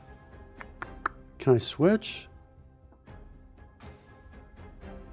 There it is. I can switch. Now, you're not going to be able to see with me when I debug. I'm going to clear this. Hold on a second. I'm going to clean up. I'm going to invoke it again. Set like a 30-foot sphere. There's my 30-foot sphere. Now I'm going to switch over to the other machine before I hit the next button so that you can see the code, because once we get to a breakpoint here, we won't be able to switch machines. And so now I'm going to select on the TaleSpire machine 4 of those creatures. The creatures are not on screen. Let's add them on screen just in case that's useful. So 3, 4, 36. 36. 36 is not showing or hiding. 36 show. There it is. Okay. I might have been hitting the buttons too quickly. All right, so Copperbeardy. Who's Grandpa?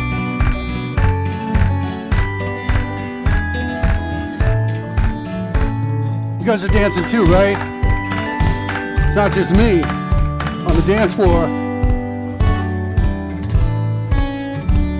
Copperbeardy is in the house. I found Copperbeards for you, Copperbeardy.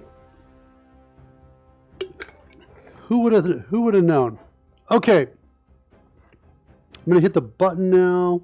Let's see. Got them targeted over here. I'm going to hit the button and let's see what happens. Target all in volume. Go.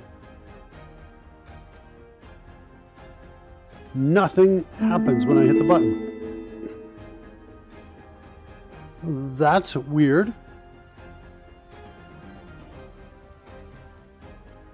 Are we not getting, well, let's set a breakpoint here.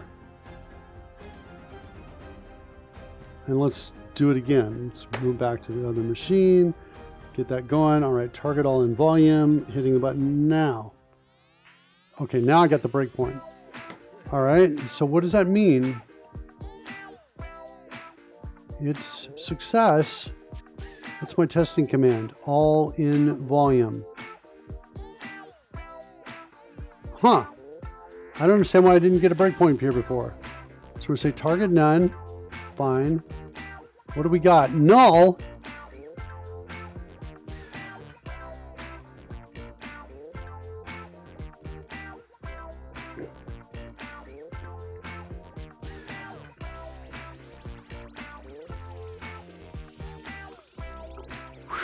What is this thing? Is this a J object here in this? I'm trying to get... It should be a list of character positions in the call to get data. Let's go jump inside there. The data is not a J object. What is the data? Is there such a thing as like a J object list or something?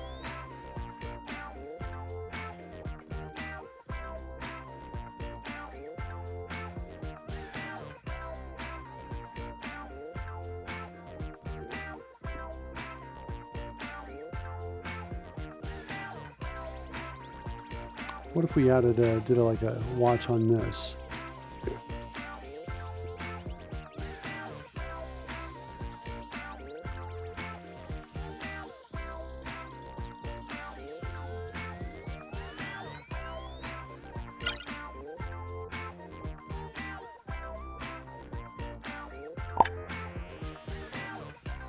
J token is the ancestor of J object. I should be anywhere where my son cannot find me because being a grandparent is getting expensive already. Oh no! Nobody told me this. That's not good. Help me out, Coding Gorilla. J token is the ancestor of J object. Are you suggesting that I say check to see if it's a J token?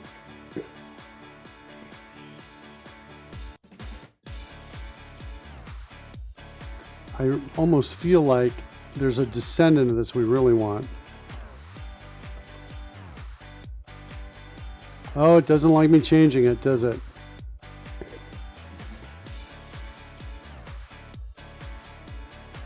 All right, fine. Because it's generic, of course. All right, let's do this.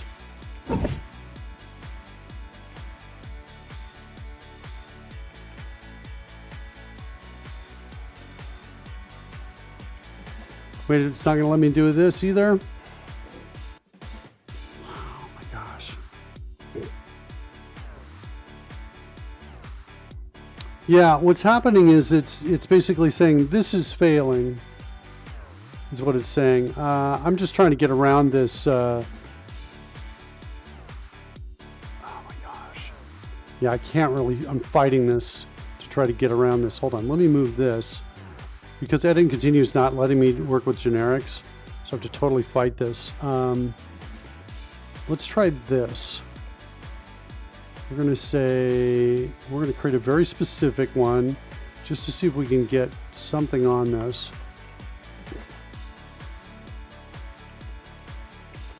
Oh, I don't need the T anymore out here.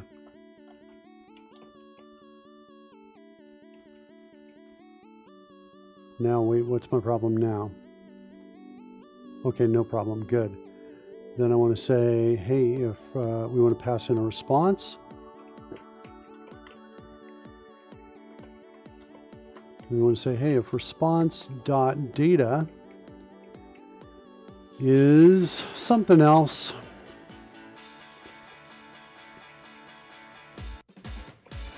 I kind of want to just try this because this is what I'm expecting it to be.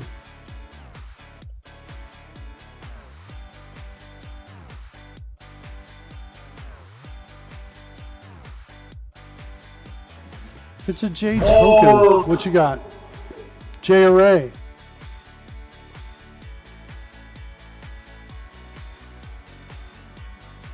That's what I was hoping for. Something like that.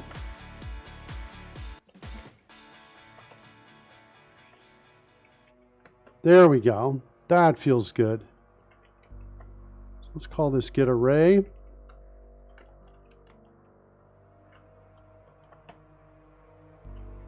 And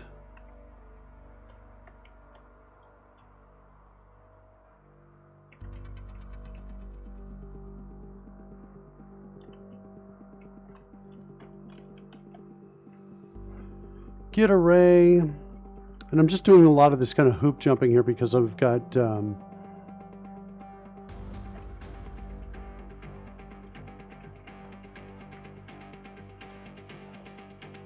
because I'm in edit and continue right now.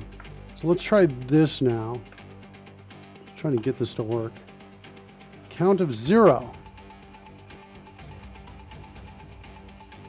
Well, default's going to be null. So it looks like it. Does 2 object, is that the best caller, or should it be 2? Is there like a 2 array here? No, it's 2 object. Is the 2 object what it's an array of? Or, in other words, should it just be that? That tracks because the debugger viewed should the response as being empty, showing an empty array. What's this say? It's not gonna, doesn't like that at all. Not telling me what the problem is. Not telling me what the problem is. So yeah, I've got to, it's got to be list. Oh, I know why. I see what the problem is. Yeah, okay, fine. So it looks like it was maybe right. But then we were just not sending the data across.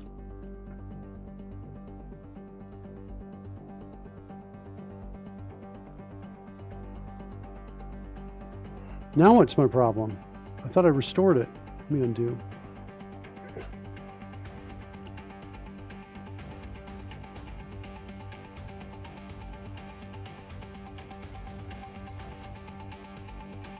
Yeah, that should be right. I'm not sure why I have this. What if I had F10 now?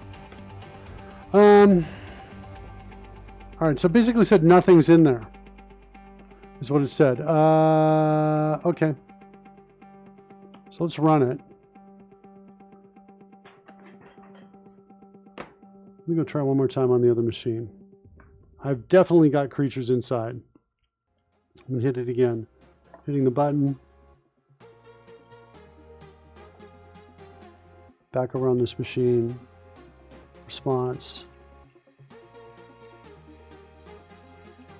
Target none. Interesting, still have that underline there. Yeah, so nothing's coming back is what it says. What I need to do is report on the other side, are we actually putting anything in here? I think that's kind of what I need to do. It's going to be over in this space, I think. All in volume.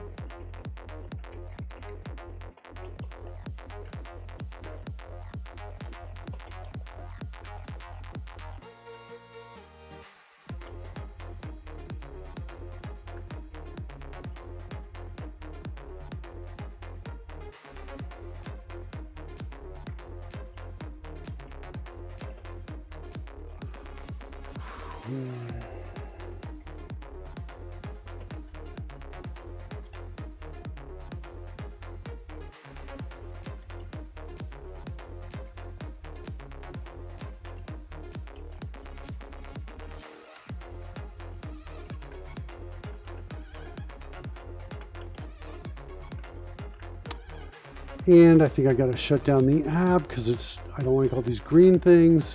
It's not going to let me build without shutting it down. All right, shutting it down.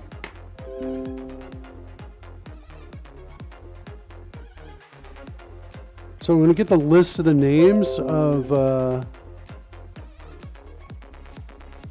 that should be okay. That's a quoted string right there. And then I want to do a debug log out here.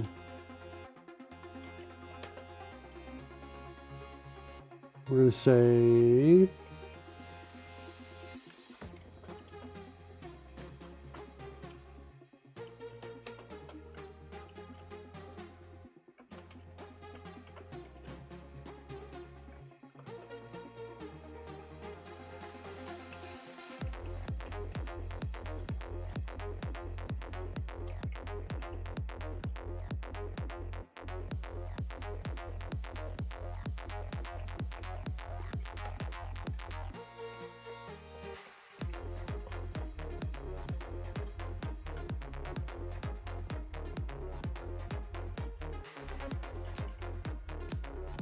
okay, that's on this side. Let's go back on the into main window here. We had this get array, and now I think we want to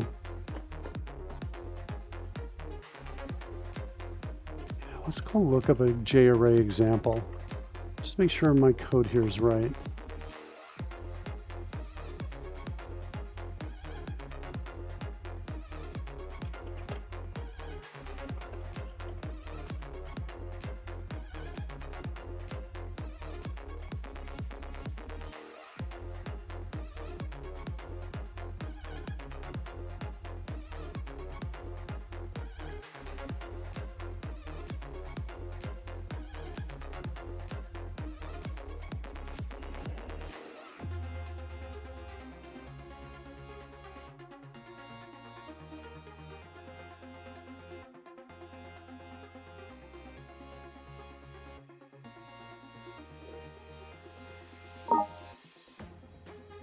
Coding Gorilla, gotta run. Good luck. Catch y'all tomorrow. See you, Coding Gorilla. Thanks so much.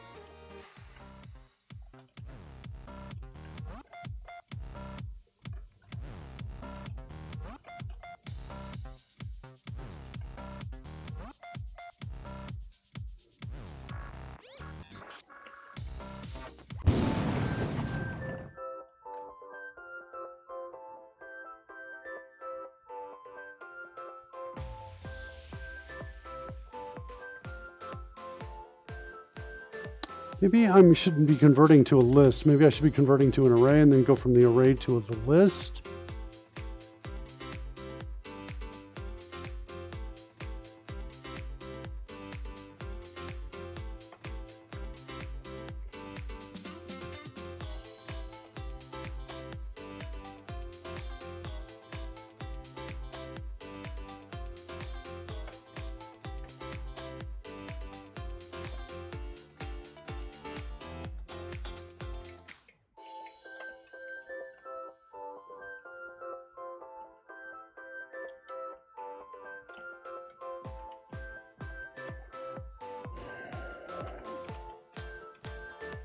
Is there such a thing as I don't think there is something like this. It would really more have to be like what? Character position array, like that?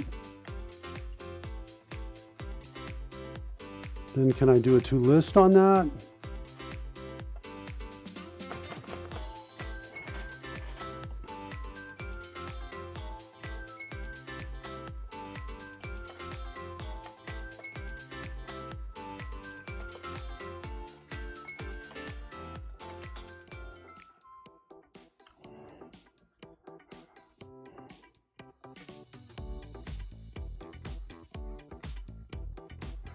We could try that.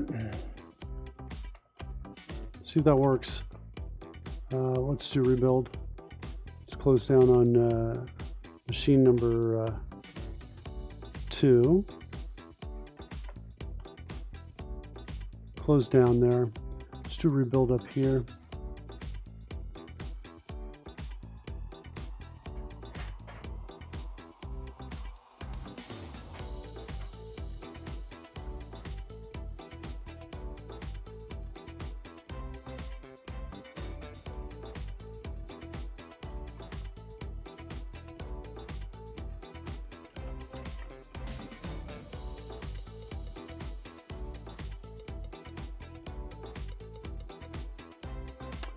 All right.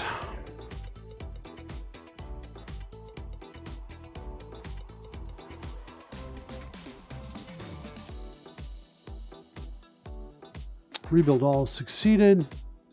Let's run because I want to get the breakpoint. Starting on the second machine. Starting up TaleSpire now.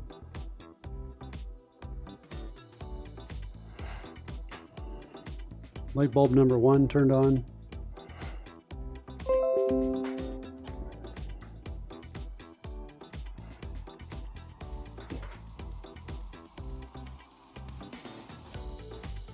Bouncy rock starting up on the second machine.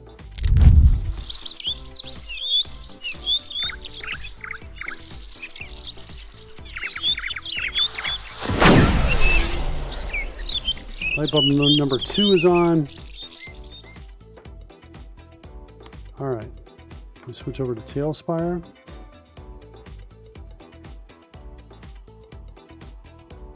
Hit the button. Sometimes it takes a moment to for that to kick in, so you can see it.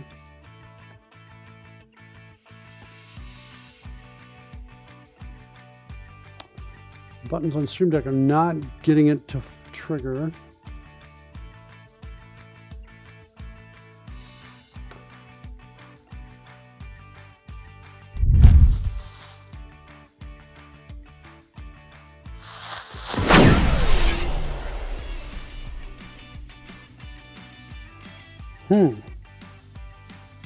Okay, interesting. Not triggering. So we'll go ahead and just turn the targeting on the second machine. The breakpoint there. And I'm going to turn on 30-foot sphere.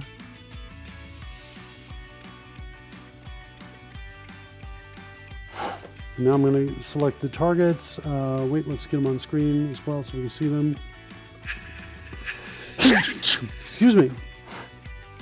All right, and then I'm going to hit the target all and volume button. Okay, let's see what's going on.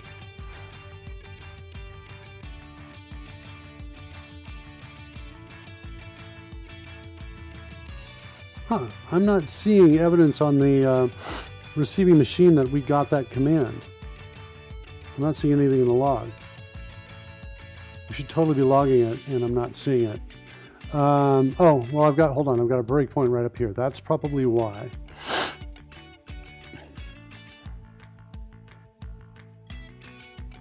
Okay, here, let's see. Still 0.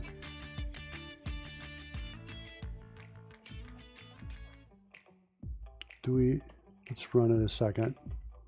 From here, do I have on the second machine anything?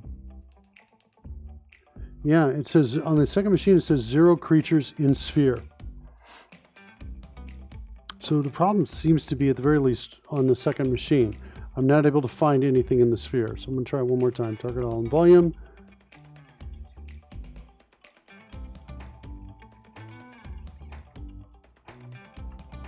Yeah, 0 creatures in sphere. So let's go figure out why we're not getting any creatures in that sphere.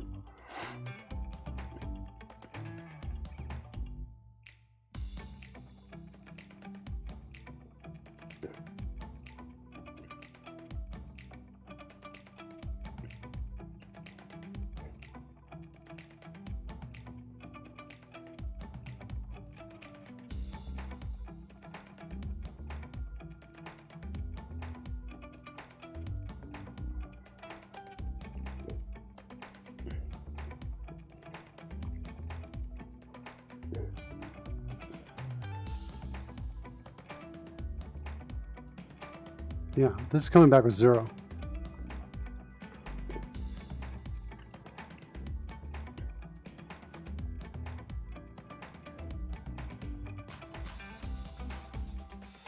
So we're getting all the assets on the board. We're checking to see the distance from the position.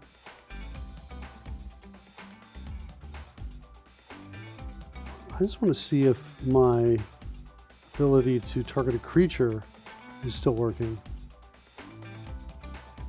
Let's disable all breakpoints for a second.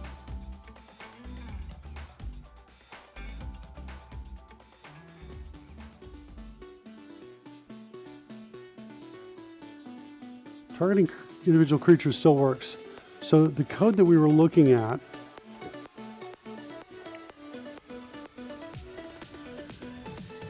is similar to this code right here.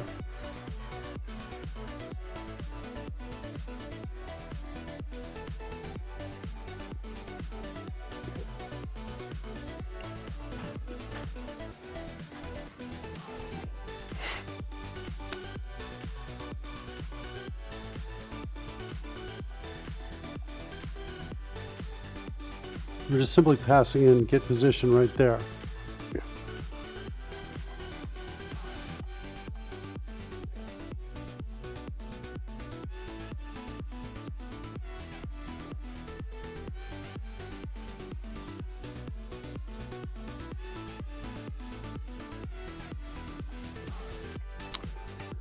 Okay, so the position should be good.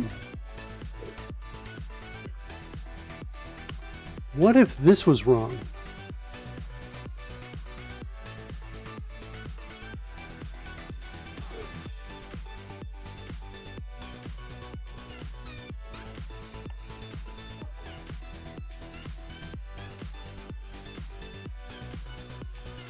What if it was wrong because I hit the 30-foot button? Let me go switch over and make sure I've got the 30-foot button is working. I've hit that, and then I'm hitting target all in volume. Now switch over to log. Ah, that time I got it. 4 creatures are in the sphere that time. River's got a target next to him. Oh wait, that was from probably the manual one I did. Okay. So the data is coming there. It's not getting back. Is that it? Let's go double check.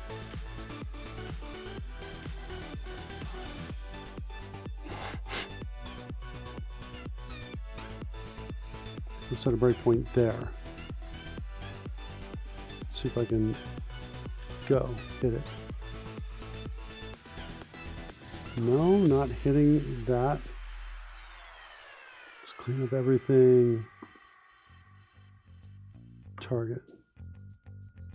Not getting back over here. I guess I got to do this now. Set this one, reset this one.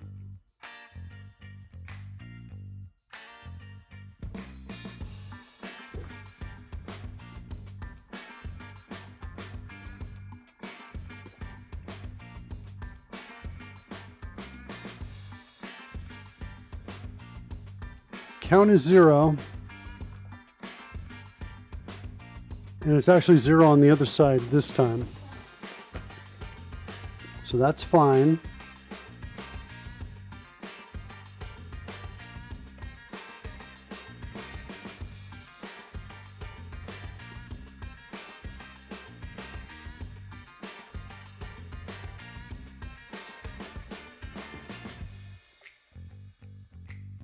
Should be 4 creatures. We didn't get a breakpoint. Why are we not getting breakpoints here?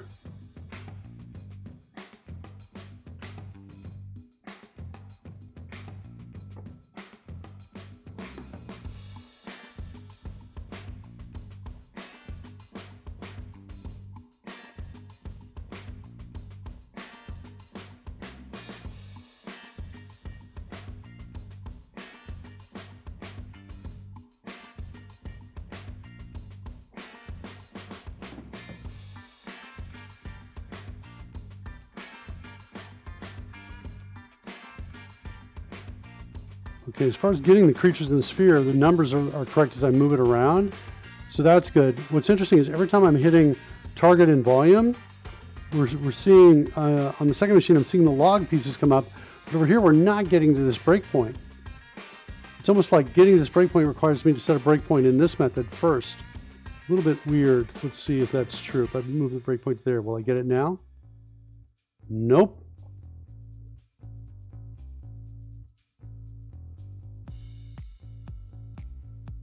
All right, let's set a breakpoint here. Is it because my response is null? Let's try it now. Target all the volume. Nope. All right, let's set a breakpoint there. Okay.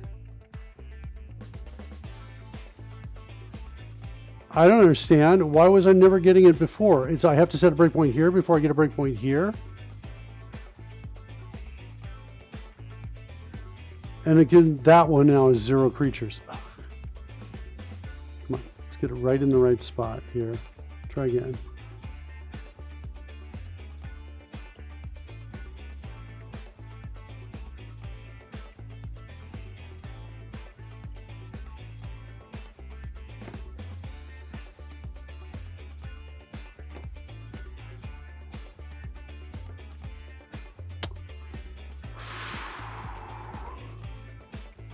Well, I'm kind of feeling like maybe we stop and we'll pick this up again tomorrow.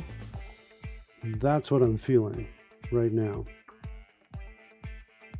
Because I'm not able to hit that breakpoint unless I set breakpoints up here.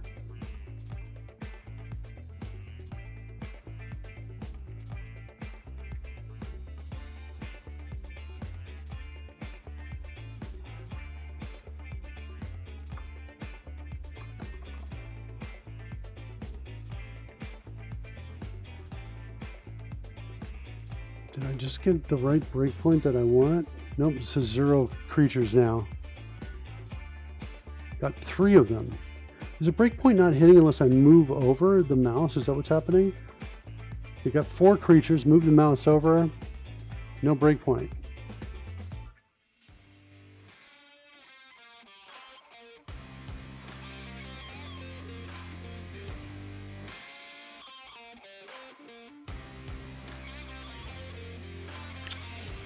Yeah, I almost feel like it's a restart of Visual Studio might make this all work a little bit better. That's kind of what I'm leaning towards. All right, let's do a raid. We'll get out of here. Thanks everybody for hanging out today. We'll be back tomorrow working on this again.